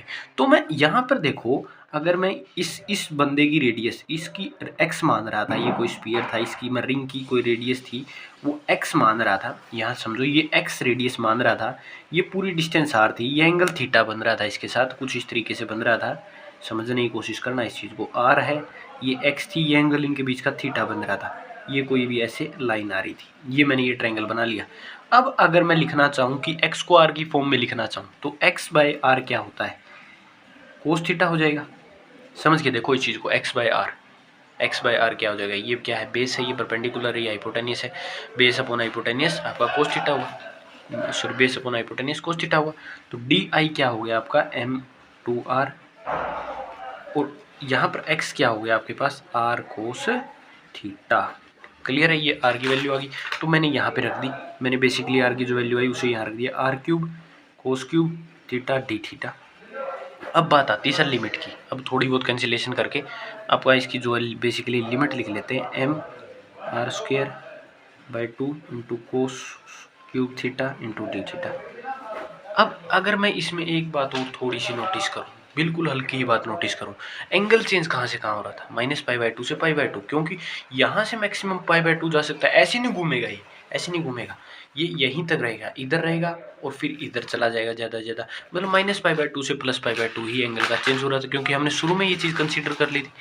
क्लियर, तो -π/2 से +π/2। अब आपको अगर एक इंटीग्रेशन का नियम पता है by property 6 of definite integration, मैं इसे क्या लिख सकता हूँ, मैं इसे लिख सकता हूँ ऐसे, मतलब कोई भी इंटीग्रेशन अगर -π/2 से π/2 हो, कोई भी इंटीग्रेशन हो सकता है, -a से a हो तो उसे डबल टाइम ऑफ 0 से a लिख दिया जाता है।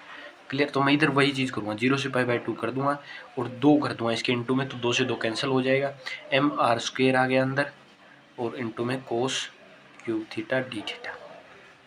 ये बेसिकली आपको यहाँ तक जो है किसी को कोई प्रॉब्लम नहीं होनी चाहिए भाई। ये चीज़ सबको समझ आ गई भाई, ये चीज़ मैंने कैसे की है, क्लियर है ये चीज़। अब आप लोगों को अगर इंटीग्रेशन आता है तो इसका पता होगा, इसका कोई डेफिनेट डायरेक्ट इंटीग्रेशन पॉसिबल नहीं है। इसे आप करते हैं इस प्रॉपर्टी से, आप ऐसे जानते हैं कि ये होगा -3 cos थीटा, क्लियर। ये बेसिकली आप ये चीज़ आप जानते हैं, हर बंदा ये चीज़ जानता होगा, अगर नहीं जानता तो मतलब वो क्या है, उसे नहीं पता है। तो यहाँ पर मैं कोस थीटा अगर इसकी वैल्यू निकालूँ तो वो कोस थीटा, अब देखो कुछ न कुछ भाई मैथमेटिकल फॉर्म तो पता होनी चाहिए अगर आप मैकेनिक्स पढ़ रहे हैं। तो ये कोस क्यूब थीटा आ गया। जब इसको ये मैं यहाँ रखूँगा डी के अंदर, मैं 0 से π/2 की लिमिट लगाऊँ, mr² मेरा कॉन्स्टेंट उसे बाहर रखूँ, बाय में 4 भी कॉन्स्टेंट हो जाएगा उसे बाहर रखूँ, theta plus 3 cos theta.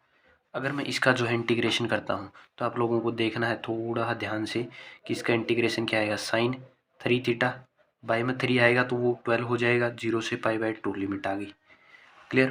Plus क्या आएगा, 0 तो वही रह गया, प्लस इसका जो आएगा, इसका बेसिकली 3 साइन थीटा बाय में 4 और लिमिट 0 से π/2। ये बात आपको समझ आई, ये आई हो जाएगा अब, क्योंकि इंटीग्रेशन कर दिया था ना पहले, इंटीग्रेशन करने के बाद ये बड़ा हो गया, आई हो गया। अब इसके अंदर वैल्यू रखोगे तो साइन 3π/2 क्या होता है, साइन 3/2 की वैल्यू आप डायरेक्ट लिख दीजिए इधर जो भी होती है, क्लियर। और फिर आप इसके अंदर जो है साइन थीटा मतलब 3/4 आएगा, क्लियर, 3/4 आएगा। उस तरीके से आप इसको पूरे को सोल्व कीजिएगा और आपको एक आंसर मिलेगा, क्लियर। तो साइन 3π/2 क्या होता है आपका, -1 होता है, तो ये -1/12 आ गया। mr² तो बाहर चल रहा है ना, उसे तो लिखो, mr² पूरे के बाहर चल रहा है, क्लियर। mr² माइनस इसके प्लस में प्लस ये जो आएगा 3π/4 आएगा इंटू में mr²। अब यहाँ पर क्या करो आप, बेसिकली इन चीज़ों को जब कॉमन लोगे तो 12 कॉमन लोगे, 12 का -1 आएगा, प्लस इसमें से एलसीएम लोगे तो 3 आएगा, 9 आएगा, और यहाँ क्या आएगा, mr² आएगा, मतलब 8/12 mr², क्लियर। इस चीज़ को जब कैंसिल आउट करोगे तो क्या आएगा आंसर आपका, डेफिनेट 2/3 mr², ये आपका आंसर आ जाएगा, क्लियर। यहाँ पे तो बस बेसिकली आपने बस इंटीग्रेशन किया है, यही के मेन केस था। यहाँ तक रिंग का समझ आ गया तो आगे अभी आप इस चीज़ को प्रोसीड कर सकते हो, कोई बड़ी बात होगी नहीं, क्लियर है। ये चीज़ यहाँ से दोबारा समझ लेना भाई, इसका इंटीग्रेशन पॉसिबल नहीं था, इस चेंज में फॉर्म चेंज किया, इसमें फिर डायरेक्ट इंटीग्रेशन इसका क्या होता है, साइन थीटा होता है, जो अंदर होता है उसको बाय में लिखते हैं, इस तरीके से फिर सिंपली लिमिट अप्लाई की है और ये आंसर फाइंड कर लिया, क्लियर। ये किसका था, moment of inertia due to a hollow sphere. इसके बाद हम बात करते हैं moment of inertia due to a solid sphere. एक बात और रहेगी, अब तक हम अबाउट द डायमीटर निकाल रहे थे, यहाँ देखो अब मैंने लिखा हुआ है अबाउट द डायमीटर, लिखा नहीं बोल दिया था अबाउट द डायमीटर।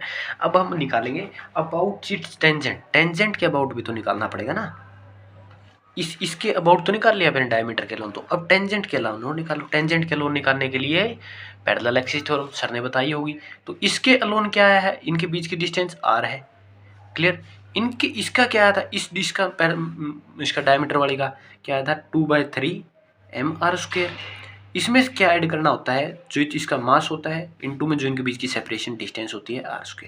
तो इसका जो फॉर्मूला बनता है बेसिकली बनता है mr²/5 mr²/3। ये क्या बनता है इसका general, basically about the tangent बनता है। ये पैरेलल एक्सिस थ्योरम से किया, मैंने कोई ऐसे सोच रहा हो भाई ऐसे हवा मार दिया, नहीं।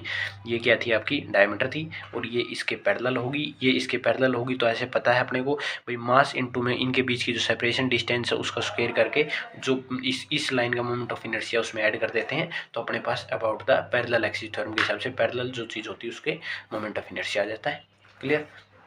इसके बाद हम बेसिकली बात करते हैं moment of inertia due to a solid sphere. Solid sphere के अंदर अब हम बात करेंगे कि किसी भी सॉलिड स्फीयर के अंदर किसी भी सॉलिड स्फीयर के कारण जो है मोमेंट ऑफ इनर्शिया क्या होगा। बड़ा ही आसान है, अगर ये चीज़ समझ आ गई ना तो वो तो समझ आ ही जाएगी, वो तो कोई मुश्किल है ही नहीं, क्लियर। अब उसमें ना कोई इंटीग्रेशन है ना कोई इंटीग्रेशन है, उसमें सिंपल है इंटीग्रेशन है, 0 से r की लिमिट रखनी है, क्लियर। तो हम बात कर रहे थे भाई moment of inertia due to a solid sphere. Solid sphere में ये फिगर हमने बना ली है, क्लियर। तो इस फिगर का मतलब क्या है कि एक है आपके पास बड़ा स्फीयर, वो तो है रेडियस r का, क्लियर। मैं इसके अंदर अब वो नहीं करूँगा ताकि डिस्टर्बेंस क्रिएट ना हो, इस वजह से r मैंने इसकी पूरी रेडियस मान ली। इस छोटे मोटे स्फीयर की जो रेडियस है वो मानी मैंने x, इसकी मोटाई जो मानी वो मानी dx। इन चीज़ों को ध्यान से देख लेना क्योंकि बाद में मैं नहीं बताऊँगा, क्लियर। ये पूरा सॉलिड स्फीयर है, बिल्कुल मोटू हुआ स्फीयर है, ये भरा हुआ स्फीयर है, इस स्पीयर में ये कह रहा है कि मेरे पास कोई जगह नहीं है, नो स्पेस, मतलब स्पीयर फुल स्पीयर है। उसके अंदर मैंने कोई छोटी सी एक डिस्क निकाल दी, क्लियर। जैसे आपका कोई लड्डू होता है ना, लड्डू के अंदर से आप छोटा सा एक बाइट निकाल लीजिए, उसमें फिर भी स्पेस तो रहेगा ही, क्लियर। तो इस तरीके से उसमें बोलते हैं, उसमें लड्डू की तरीके से, मतलब मैंने कोई एक छोटा सा उसका पार्ट निकाल लिया, क्लियर। वो पूरा भरा हुआ है लड्डू, क्लियर। लड्डू कह रहा हूँ स्पीयर, ओके, समझ आ गई। अब इसके अंदर जो बेसिकली हम केस लेंगे ना, वो लेंगे moment of inertia due to a hollow sphere. Hollow sphere का जो मोमेंट ऑफ इनर्शिया निकाला था अबाउट द एक्सिस, उसका ही हम क्या कर देंगे, इंटीग्रेशन कर देंगे, क्लियर। क्योंकि मैं इसे मानूंगा कि ये एक होलो है, जो ये अंदर से निकला ना, ये एक होलो मान लूंगा इसे मैंने लाइट कर लिया कि होलो है। सबसे पहले वही मास करेंगे, इसका मास पर यूनिट इसका क्या होगा, वॉल्यूम, क्योंकि ये कैसा है, सॉलिड है। तो मास बाय में 4π/3 और r³, 4π/3 r³, ये चीज़ समझ आ गई। 4π/r³ ये क्या आ गया, इसका मास ऑफ एलिमेंट आ गया पूरे का, पूरे स्फीयर का। अब छोटे एलिमेंटल का निकालूं, छोटे एलिमेंटल मास निकालूं, तो छोटू एलिमेंटल मास क्या आएगा, इसको मैं ऐसे लिख सकता हूँ। छोटू एलिमेंटल मास क्या है कि इसका जो एरिया है 4πr³ r², सॉरी x², इसकी रेडियस x थी ना इस छोटे की, और इनटू में क्या ले लूँ, dx, इसकी थिकनेस। एरिया इंटू थिकनेस क्या होता है, आपका वॉल्यूम होता है। मतलब नीचे अगर वॉल्यूम लिखा तो ऊपर भी आप वॉल्यूम लिखिए इसको, अगर आपको समझ नहीं आ रहा तो ऐसे लिख लीजिएगा। तो ये dm आ गया आपके पास, 3m पाई से ये कैंसिल कर दो, और x² dx बाय में r³। ये बात आप लोगों को समझ आ गई या नहीं आ गई भाई, ये चीज़ आप लोगों को समझ आ गई भाई। 100% इस चीज़ में किसी को मेरे हिसाब से कोई कन्फ्यूज़न नहीं होनी चाहिए कि ये मैंने कैसे लिख दी, क्लियर। अब मैंने बताया था जैसे कि हम आई लेंगे, वो लेंगे इंटीग्रेशन ऑफ 0 से r की लिमिट लेंगे, पूरे के लिए निकाल रहे तो 0 की r की लिमिट लेंगे, इनटू जो moment of inertia due to a hollow sphere, hollow sphere के कारण जो मोमेंट ऑफ इनर्शिया आया था वो आपको याद रखना पड़ेगा इधर।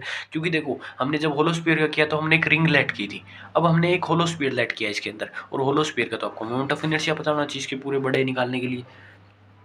जो 0 से r होता है 2/3 dm, और क्या होगा, x² होगा। ये इसमें देखो किसी को ऐसा लग रहा हो इस चीज़ में कन्फ्यूजन हो, ये मोमेंट ऑफ इनर्शिया है, ठीक है। dm और x² मैंने अलग अलग उसमें बदल ली, जैसे mr² होता है, इसमें मैंने छोटा मास लिया, और x उसकी जो होलो स्फीयर हमने कंटेन किया उसकी रेडियस ले ली, ठीक है। तो जो di आया, जो बेसिकली 0 से r की स्पीड गई 2/3, dm क्या है, dm ये दिया हुआ है, इंटू में 3m x² dx, इंटू में r³ इंटू में x², क्लियर। तो मैं अगर इस चीज़ से इससे ये कैंसिल करूँ, क्लियर, तो ये चीज़ कैंसिल होगी, तो डी आई मेरे पास बेसिकली क्या है, 0 से r 2m x4 और dx इंटू में r³। यह है मेरे पास। किसी को इस चीज़ में कोई कन्फ्यूज़न लग रही होगी कि ये चीज़ कैसे आ गई, ये चीज़ कैसे करवा दी, कोई दिक्कत नहीं, सबको ओके भाई ये चीज़। अब मैं इसमें dx और x कोई दिक्कत नहीं है भाई, इंटीग्रेशन करो, इंटीग्रेशन करो इसका। तो इंटीग्रेशन 2 बाहर ले लिया मैंने, m बाहर ले लिया, r³ बाहर ले लिया, तो x की 5 और 5 इंटीग्रेशन आ जाएगा इस चीज़ का।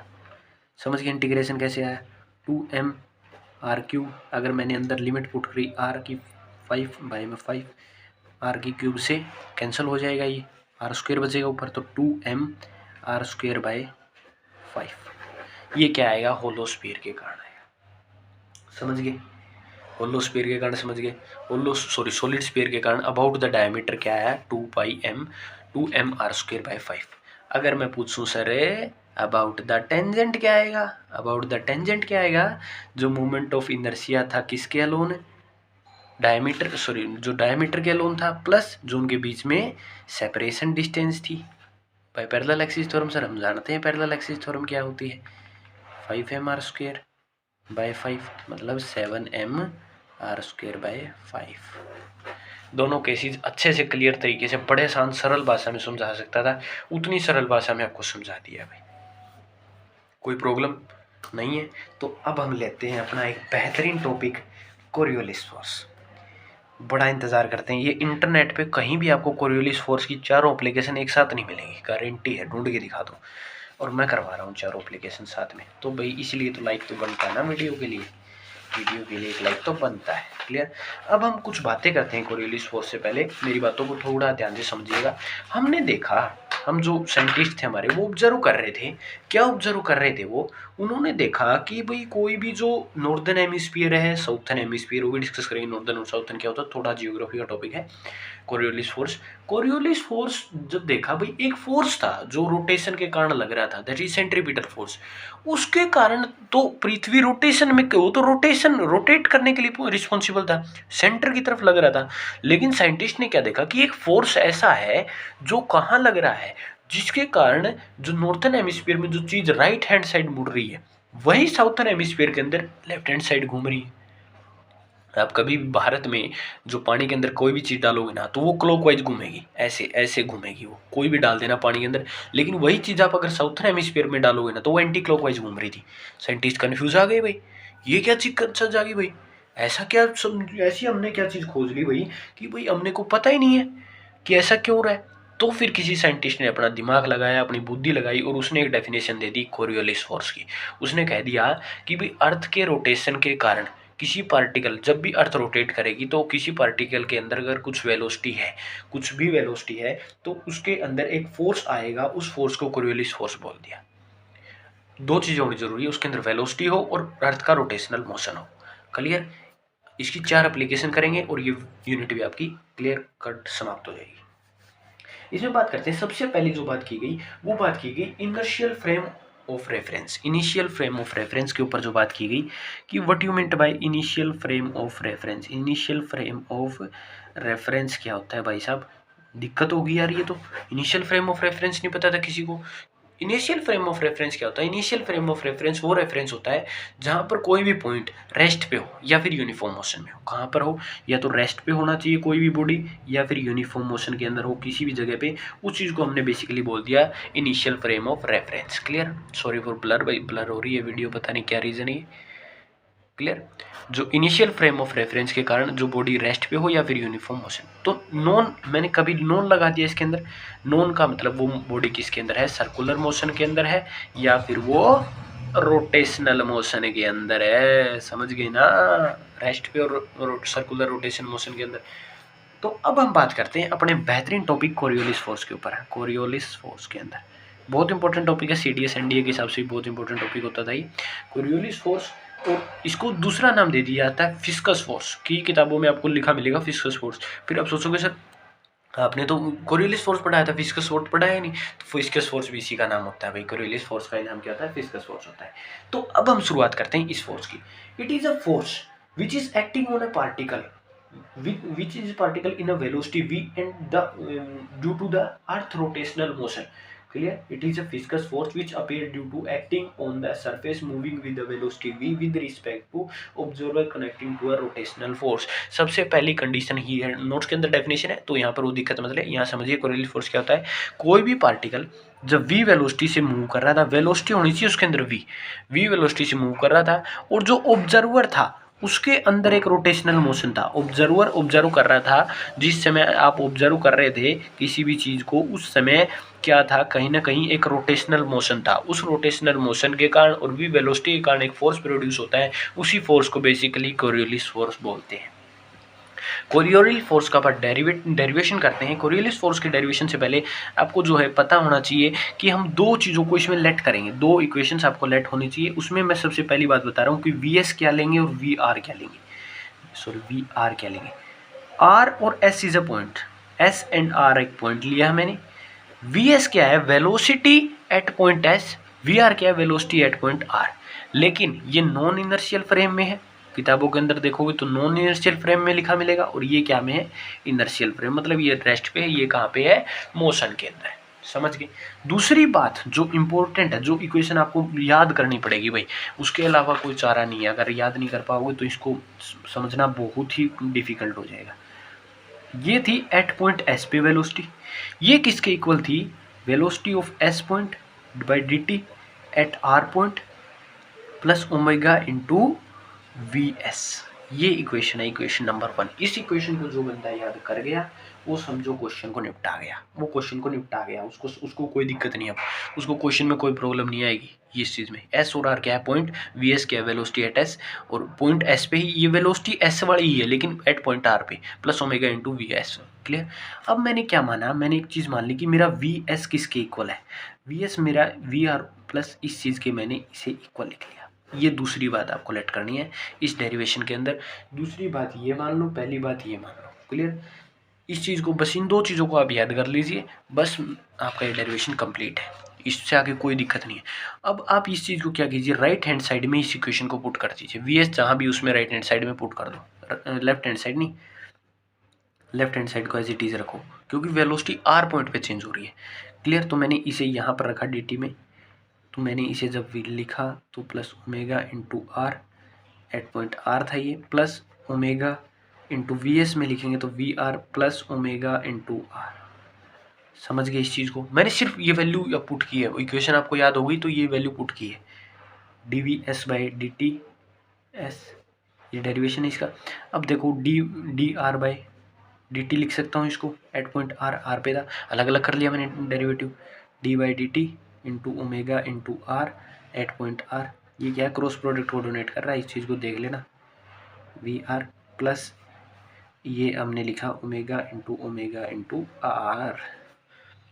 क्लियर। अब मैंने लिखा D V S by D T S, थोड़ा घुमा के करेंगे इस चीज़ को लेकिन करेंगे अच्छे तरीके से।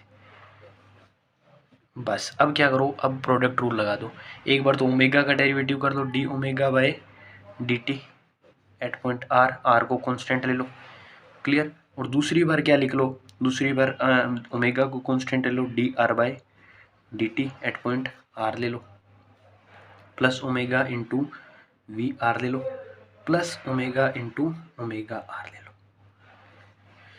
ये चीज़ तुम्हें समझ आई या नहीं आई। अब इस इक्वेशन में एक थोड़ा हल्का चेंज करते हैं, वो क्या चेंज था, वो ये चेंज है, ये एस पॉइंट पे थी, ये D V R by D T थी, एट पॉइंट आर पे थी, प्लस इसको मैंने ये चीज़ लिखा at point R, plus D R by D T, इसे क्या लिख सकता हूँ, displacement upon time means at point पे वेलोसिटी, डिस्टेंस अपॉन क्या होता है, टाइम, वेलोसिटी होता है, डिस्टेंस अपॉन टाइम स्पीड होता है। सर ऐसे नहीं, स्पीड ही तो वेलोसिटी होती है, स्पीड और वेलोसिटी में क्या फ़र्क होता है, वेलोसिटी तो एक वेक्टर क्वांटिटी है, स्पीड एक स्केलर क्वांटिटी है। Clear. Plus omega into V R. अब आपको एक चीज़ घूमती फिरती हुई दिखाई दे रही होगी, यहाँ क्रॉस प्रोडक्ट का साइन है भाई। क्लियर। ये और ये चीज़ सेम है, आपको ये चीज़ दिखाई देगी, देखिए आप लोगों को। अब मैं क्या मानूंगा, अब मैं मानूंगा कि कोई भी नो रोटेशनल मोशन, मतलब ओमेगा कांस्टेंट, मतलब जो अर्थ घूम रही थी ना वो एक स्पीड, कांस्टेंट स्पीड के साथ घूम रही थी, तो डी ओमेगा अगर कांस्टेंट है तो डी बाई डी टी क्या होगा, जीरो। इतना जानते हो, अगर ओमेगा कांस्टेंट है तो डी बाई डी टी क्या होगा, D omega by D T क्या होगा, जीरो। मीन्स ये वैल्यू जीरो होगी।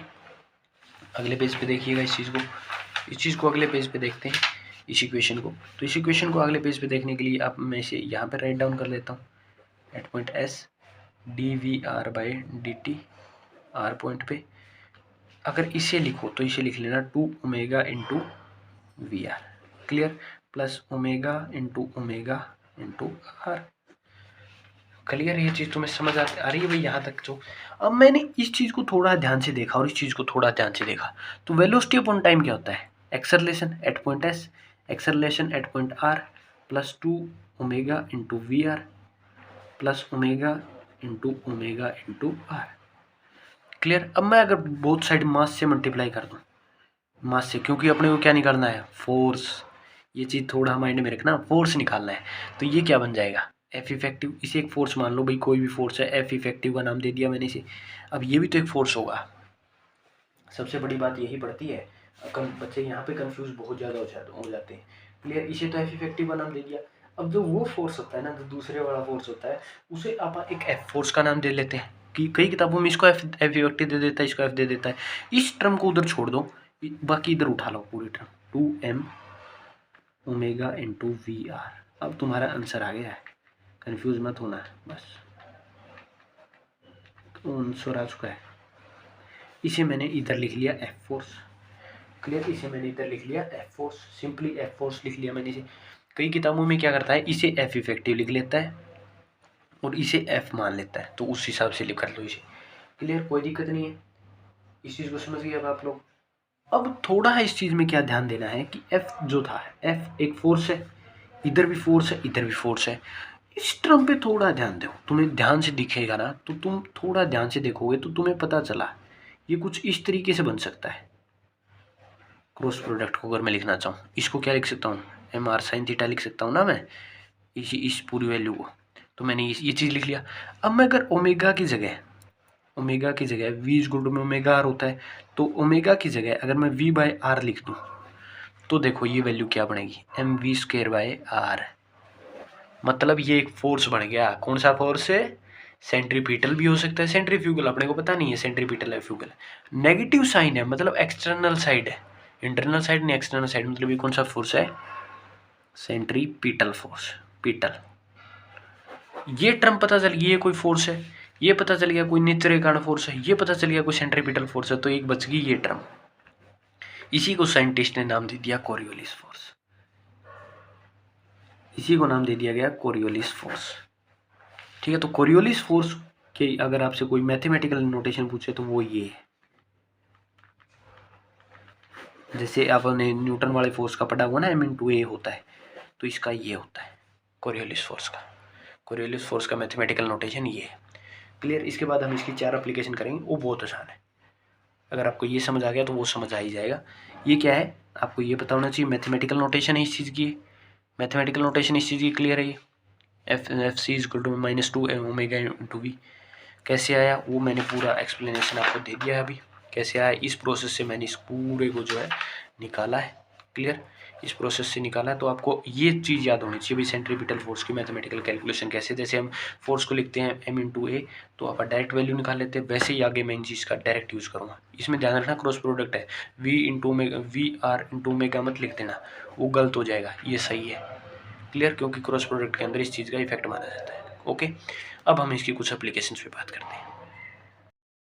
तो अब हम बात करते हैं भाई एप्लीकेशन ऑफ कोरियोलिस फोर्स, जिसमें पहली है variation due to gravity, gravity के कारण वेरिएशन, ग्रेविटी न्यूटन ताऊ वाली ग्रेविटी, समझ गए। क्लियर, ये ऐसा एक स्फीयर है, बिल्कुल इस चीज़ को बड़ा ध्यान से समझाएंगे। जमा वही चीज़ है, एक रिंग लिया था ना ओलो स्फीयर वाला केस, जमा वही है, कुछ वैसा वैसा ही कराएंगे आप लोगों को, बस ये एंगल थीटा बना दिया। क्लियर, इधर मैंने एक छोटी सी रिंग ले ली, उसकी रेडियस एक्स ले ली, यहाँ पे एंगल थीटा बना, और इसको अगर मैं आगे बढ़ाऊँ और इसको थोड़ा हमें एक्सपेंड करूँ, और इधर मैंने क्या लिया, इधर बेसिकली मैं बताऊंगा अभी नहीं, इतना ही समझो इस फिगर को, बस इतना बना लेगा फिगर को एक बार, इससे ज़्यादा मैं बता देता हूँ क्या होगा। सबसे पहले हमने जब केस लिया कि जब अर्थ रोटेशन नहीं कर रही थी, मतलब अर्थ जो थी वो रुक चुकी थी, ऐसा तो पॉसिबल है नहीं, अर्थ रोटेशन नहीं कर रही थी, तो उस समय एक फोर्स लग रहा था धरती पे, that is mg, force due to gravity, जो अंदर की तरफ लग रहा था, पृथ्वी के अंदर की तरफ लग रहा था, force equal to mg। Clear, यहाँ पे मैंने एक पॉइंट P ले लिया, लेट कर लिया है पॉइंट P। क्लियर, समझ गए। दूसरा केस जब स्टडी किया मैंने, जब फोर्स अर्थ क्या कर रही थी, रोटेट कर रही थी, अर्थ रोटेट कर रही थी, और एक सेंट्रीफ्यूगल फोर्स, ध्यान से सुनो, सेंट्रीफ्यूगल बोला मैंने, पीटल नहीं बोला, फ्यूगल, एम वी स्क्वायर होता है। इसी को अगर मैं वी को ओमेगा आर रख दूं इधर इस इक्वेशन के अंदर, तो वो एम ओमेगा स्क्वायर आर बन जाएगा। क्लियर, वो फोर्स लग रहा था, वो फोर्स मान के चलो इस साइड लग रहा था। क्लियर, इस साइड लग रहा था, जो फोर्स लग रहा था एम ओमेगा स्क्वायर आर, इस साइड लग रहा था वो force M omega square R. अब मैंने जो केस स्टडी की, मैंने ये किया, मैंने इसके कंपोनेंट्स ड्रॉ किए। अगर मैं मानूं कि इस साइड जो कंपोनेंट आया, इस साइड ऐसे जो कंपोनेंट गया, वो क्या आएगा, अगर ये एंगल थीटा है तो M omega square R cos theta, ये समझ आ गई। तो नेट फोर्स कितना आएगा, एफ नेट। अब बात करते हैं एफ नेट की। तो एफ नेट जितना ग्रेविटी अंदर की तरफ लगा रही थी, बाय में जितना सेंट्रीपिटल बाहर लग रहा था, वाह सर, ये तो बिल्कुल यही चीज आएगा, जमा यही चीज आएगी, कोई दिक्कत नहीं है। क्लियर, इसकी डिस्टेंस, इसकी जो रेडियस हो क्या मानी, रिंग की आर मानी, छोटा आर। क्लियर, इस बड़ी रिंग की जो है वो क्या, बड़े पूरे अर्थ की आर है, इस छोटी सी रिंग की जो है, ये जो छोटी सी रिंग की है, रिंग की नहीं, रिंग की जो है वो क्या है, आर है। क्लियर, अब एफ नेट मतलब इस पी पॉइंट पे ग्रेविटी मैंने मान ली कि जी डैश थी, अब ग्रेविटी भी तो वेरिएशन होगी ना, हम पढ़ी तो वेरिएशन ड्यू टू ग्रेविटी रहे, अब ग्रेविटी भी वेरी होगी, तो फोर्स क्या होता है एम इंटू जी। एम को जी मैंने यहाँ क्या मान ली, पॉइंट एफ पॉइंट पे नेट निकाल रहे थे, तो ग्रेविटी मैंने जी डैश मान ली, M into G minus M omega square R cos theta. बिल्कुल सर, कैंसिल कर दो, तो जी डैश क्या आएगा, जी डैश मतलब जी डैश समझ गए ना भाई, जी डैश क्या है उस पी पॉइंट पे ग्रेविटी। क्लियर। अब अगर बाय चांस कोई ये बोल दे सर अपने को तो रिंग की रेडियस ही नहीं पता, तो इस पूरी बड़ी रिंग की ले लो ना आप, वही सेम केस, अगर ये आर है, ये आर बड़े वाली है क्योंकि ये भी तो आर होगी ना, और ये एंगल थीटा है, ऐसे ये कनेक्टेड है ट्रायंगल, ये होलोस्फीयर वाला केस जस्टाइज। तो इसमें अगर मैं आर बाय आर लूँ, वो किसके इक्वल था, कोस थीटा के, तो आर किसके इक्वल आया, आर कोस थीटा के। अगर मैं वो वैल्यू यहाँ रख लूँ तो जी डैश क्या आ जाएगा, G minus omega R cos square theta. बिल्कुल सर, तो ये आ गया ग्रेविटी का वेरिएशन आ गया, ग्रेविटी का वेरिएशन आ गया।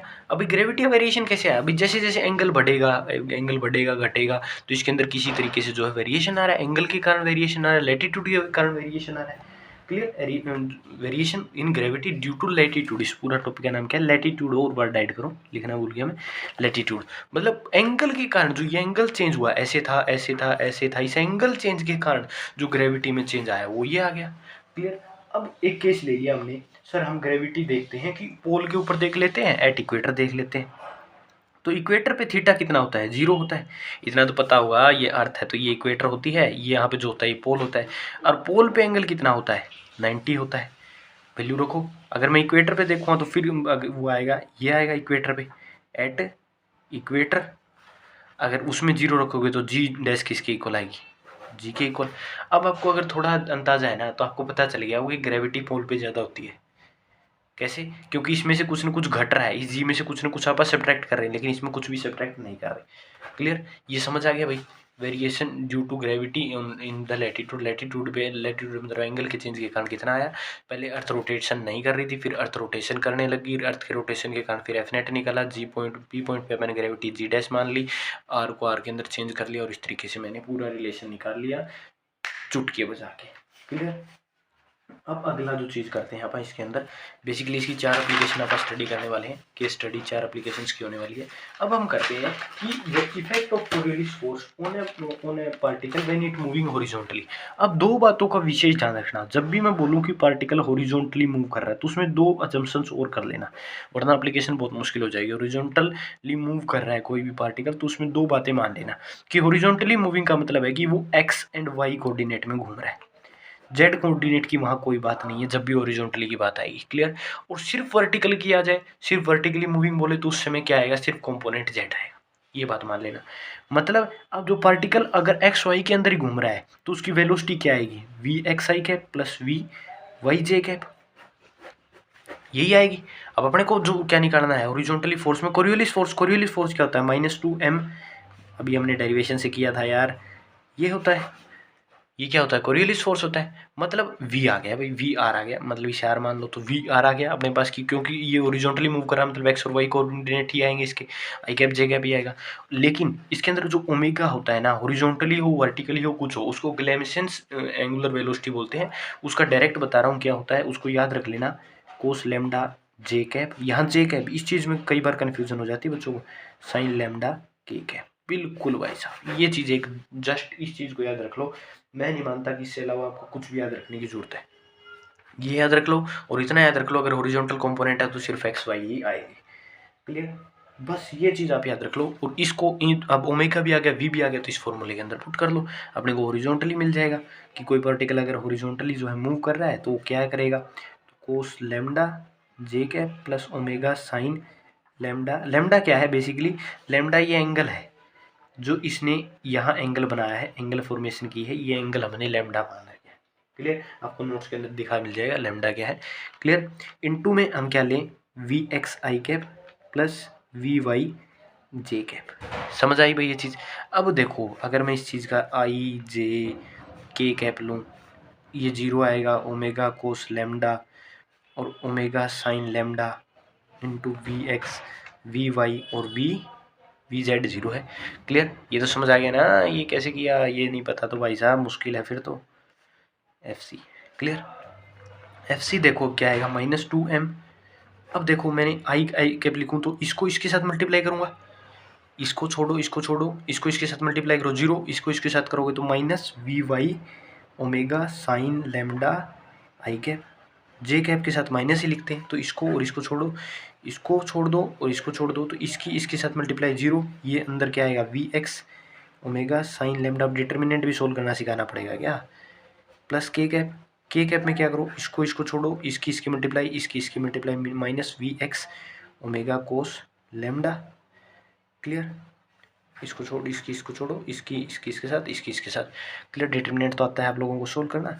अब क्या करो, अब इसको पता है ये पॉजिटिव हो जाएगा नेगेटिव कारण, अब इस पूरे में से क्या करो, नेगेटिव कॉमन निकालो, तो ये बाहर एक नेगेटिव था उसके कारण ये कैंसिल हो जाएगा, मीन्स ये टर्म आ गई पॉजिटिव, ओमेगा साइन लैम्डा आई कैप पॉजिटिव। यहाँ पे पॉजिटिव था तो यहाँ पर नेगेटिव आ गया, VX omega sine lambda J cap. और इसमें जो आया VX पॉजिटिव आएगा इसमें, क्योंकि माइनस हमने बाहर निकाल लिया, कोस लैम्डा के कैप। क्लियर? ये चीज़ समझ लो, बस ये आ गया आपका कोरियोलिस फोर्स।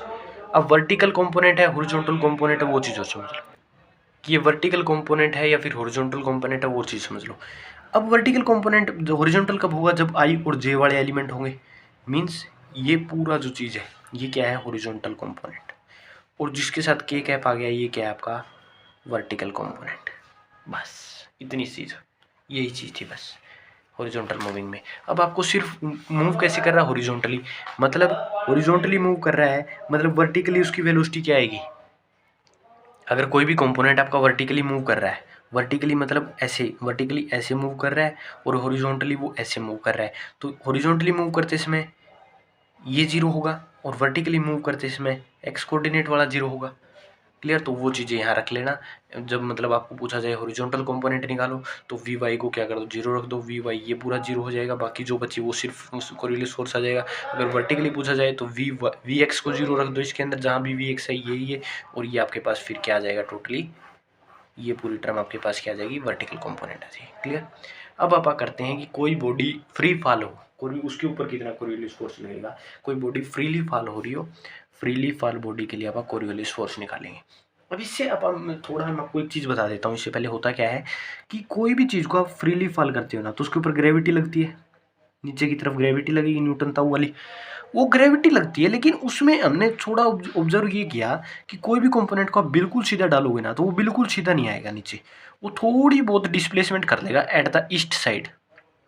ये अपने जियोमेट्रिकली, जियोग्राफिकली इस चीज़ को देखा, किसी चीज़ को भी ऊपर से फेंकोगे ना, छत पे से कुछ चीज़ नीचे फेंकना, वो डायरेक्ट नीचे नहीं आएगी, उसमें थोड़ी बहुत, जैसे आपने ऊपर से फेंकी वैसी वो नीचे नहीं आएगी, उसके अंदर थोड़ी बहुत डिस्प्लेसमेंट आएगी। वो डिस्प्लेसमेंट आप किससे निकाल सकते हैं, कोरियोलिस फोर्स की सहायता से निकाल सकते हैं। वो देखो कैसे निकाल सकते हैं। क्लियर? अब किसी भी चीज़ को आप कैसे फेंक रहे हैं, फ्रीली फेंक रहे हैं, फ्रीली फेंक रहे हैं मतलब वर्टिकली फेंक रहे हैं। वर्टिकली फेंक रहे हैं तो मैंने बताया था कि वर्टिकली कंपोनेंट के अंदर सिर्फ अपना क्या आएगा, वेलोसिटी में V J कैप आएगा, सॉरी K कैप आएगा, क्योंकि K कंपोनेंट लेंगे आप वेलोसिटी के अंदर। ये चीज़ तो समझ गए ना, ये कैसे आया। और नेगेटिव साइन क्यों आया भाई, क्योंकि नीचे की तरफ आ रहा है, फ्रीली पार्ट है, ग्रेविटी है, नीचे की तरफ आ रही, कोई चीज़ नीचे की तरफ आती है उसके साथ नेगेटिव साइन जनरेट करते हैं, ये वेलोसिटी आ गई। और ओमेगा तो मैंने आपको बता ही दिया कि कभी आ जाए वो तो यही लेना है, omega sine lambda K cap. Clear? Omega तो ये लेना है। अब बेसिकली क्या करो, फॉर्मूले के अंदर रख दो -2m। अब माइनस को तो यहीं पे मैंने काट दिया, पूरे माइनस को बाहर ले लिया, ये माइनस है, omega cos lambda J cap plus omega sine lambda K cap into में V के कैप। क्लियर? इसी जगह इसके साथ जो नेगेटिव था मैंने बाहर निकाल लिया, वो जो पॉजिटिव हो गया। अब जो FC था दैट इज 2m, आई जे के लिखो, 0 omega cos lambda omega sine lambda 0 0 0 और V। क्लियर? सिंपल V ले लो इसको, VXY कुछ लेने की जरूरत नहीं है, अगर लो तो VZ ले लेना इसको, क्योंकि अपना ये कंपोनेंट है। सीधा V लिख लो तब भी कोई दिक्कत नहीं होगी, क्योंकि और तो कंपोनेंट रिप्रेजेंट ही नहीं करना ना, 2m। अब देखो इसको छोड़ोगे, इसकी इसके साथ मल्टीप्लाई करी तो क्या आएगा, ओमेगा कोस लैम्डा आई कैप। क्लियर? और चाहे इसकी इसके साथ मल्टीप्लाई करना, इसकी इसके साथ, इसको छोड़ के देखोगे इसकी वो बाकी सारे 0 आएंगे, सिर्फ आपके पास जो कोरियोलिस फोर्स आया वो ये आएगा 2mV कोस लैम्डा आई कैप। जब कोई कंपोनेंट फ्रीली फॉल हो रहा था तो उसके अंदर कोरियोलिस फोर्स ही आ गया। क्लियर। एक्सपेरिमेंटली हमने ये चीज़ क्या निकाल ली, ठीक है, ये चीज़ अपन ने क्या कर ली, एक्सपेरिमेंटली जो थी ये चीज़ अपन ने प्रूफ कर ली, और इस चीज़ को जो है प्रूफ करके अपन ने अपनी तिजोरी में संभाल के रख लिया। क्लियर, समझ गए ये चीज़ को। यहाँ एक ओमेगा भी तो आएगा ना, यहाँ देखो ओमेगा नहीं लिखा मैंने, ये गलती हो जाती फिर वरना। क्लियर, ओमेगा भी आएगा। एफ सी क्या आया आपका, जो आया 2m v ω कोस लैम्डा आई कैप। अब बेसिकली आपको क्या निकालनी है, डिस्प्लेसमेंट निकालनी है ना आपको। तो भाई जो ये पार्टिकल फॉल हो रहा था ये कुछ डिस्प्लेसमेंट तय कर रहा था, ये निकालनी थी अपने को। तो इससे मतलब है, फोर्स से थोड़ी मतलब था। लेकिन न्यूटन ताऊ का दूसरा लॉ क्या कहता है, वो कहता है कि rate of change of momentum किसके इक्वल होता है, फोर्स के।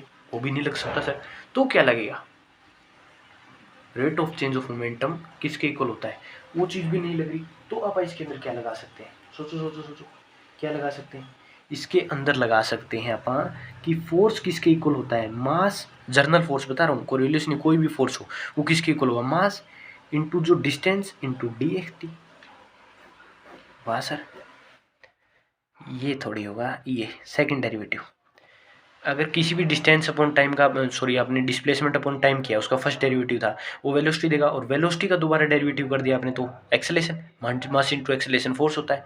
तो इन दोनों को आपस में कंपेयर कर दो। ये स्टेप समझ गए ना, ये स्टेप कैसे आया, क्लियर। क्योंकि एक्स क्या था, एक सिंपल डिस्प्लेसमेंट, जब इसका डी बाई डी टी करोगे तो वेलोसिटी आ जाएगा, और वेलोसिटी का डी बाई डी टी करोगे इसी मतलब इसी का दोबारा डी बाई डी टी कर दोगे तो क्या आ जाएगा, सेकंड डेरिवेटिव कर दोगे तो क्या आ जाएगा, एक्सेलेरेशन। तो इन दोनों चीज़ों को आप इक्वल रख दो, 2m v omega cos lambda I cap m D x square by D T square.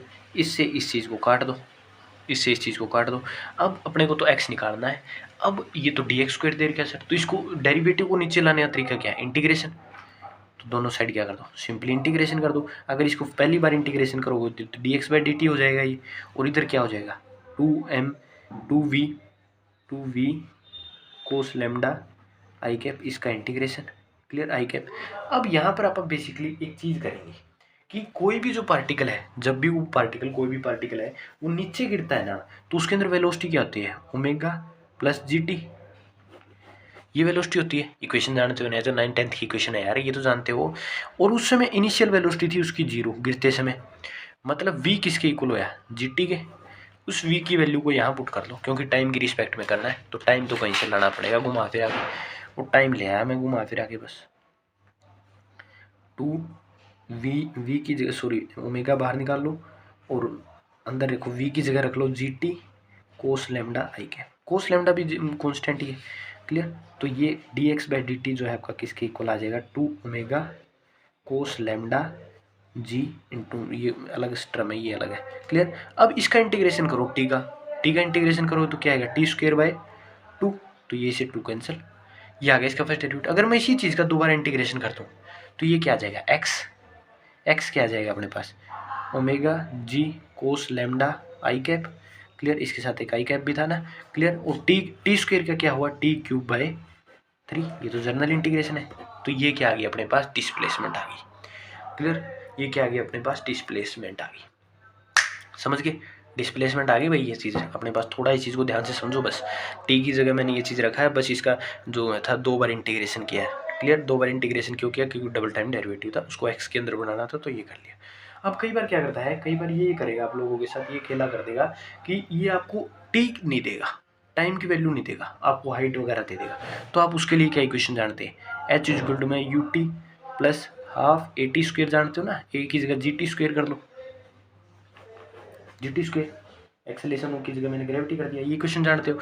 और u 0 है तो t की वैल्यू यहाँ से निकल सकती है ना, अगर मैं u को 0 रख लूँ तो क्या हो जाएगा, 2h बाई जी, और अंडर द रूट किसकी वैल्यू आ गई, इस इक्वेशन से t की वैल्यू आ जाएगी, क्लियर। इससे जो ही क्या आ जाएगी, t की वैल्यू आ जाएगी।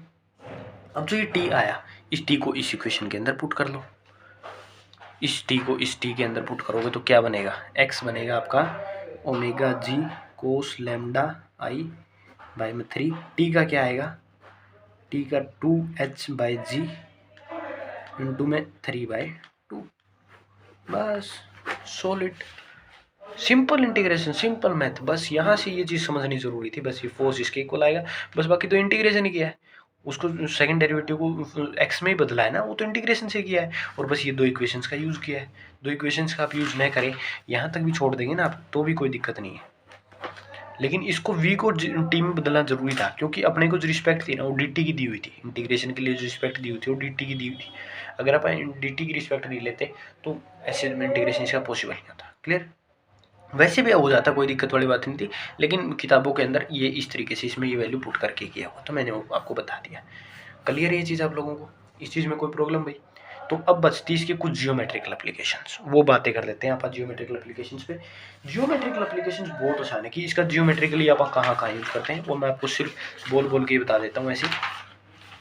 एक तो होता है लॉन्ग रेंज मिसाइल, लंबी दूर तक, मतलब मान के चलो ये भारत है, मैं पाकिस्तान पे नहीं दागूंगा मिसाइल, क्योंकि पाकिस्तान का कोई कसूर ही नहीं था, पाकिस्तान ने नहीं कराया, ब्रिटेन ने करवाया था। जो भी भारत का विभाजन हुआ वो ब्रिटेन ने किया। क्लियर? तो ये जो भारत है, मान लीजिए मेरे से फिगर नहीं पड़ा भारत का, ऐसे ऐसे कोई अपना भारत देश है, इस भारत ने ब्रिटेन के ऊपर, अपने भारत ने ब्रिटेन के ऊपर क्या दागनी, मिसाइल दागनी। तो ऐसा तो है नहीं भाई दूर की दूरी मिसाइल सीधी जाएगी, इसके ऊपर कोई ना कोई फोर्स लगेगा, इसके ऊपर कोरियोलिस फोर्स लगेगा अर्थ के रोटेशन की वजह से। वो जो कोरियोलिस फोर्स लगेगा उसको आप पहले क्या कर लेंगे, कैलकुलेट कर लेंगे इस फॉर्मूले से, और कैलकुलेट करने के बाद अपनी जो मिसाइल होगी वो ब्रिटेन के ऊपर, इंग्लैंड के ऊपर सीधी जाएगी। क्लियर? दूसरी जो चीज़ अपन देखी थी इसके अंदर, वो देखी थी साइक्लोन्स के अंदर। साइक्लोन्स जो थे वो एंटी क्लॉकवाइज घूम रहे थे नॉर्दर्न साउथर्न हेमिस्फीयर।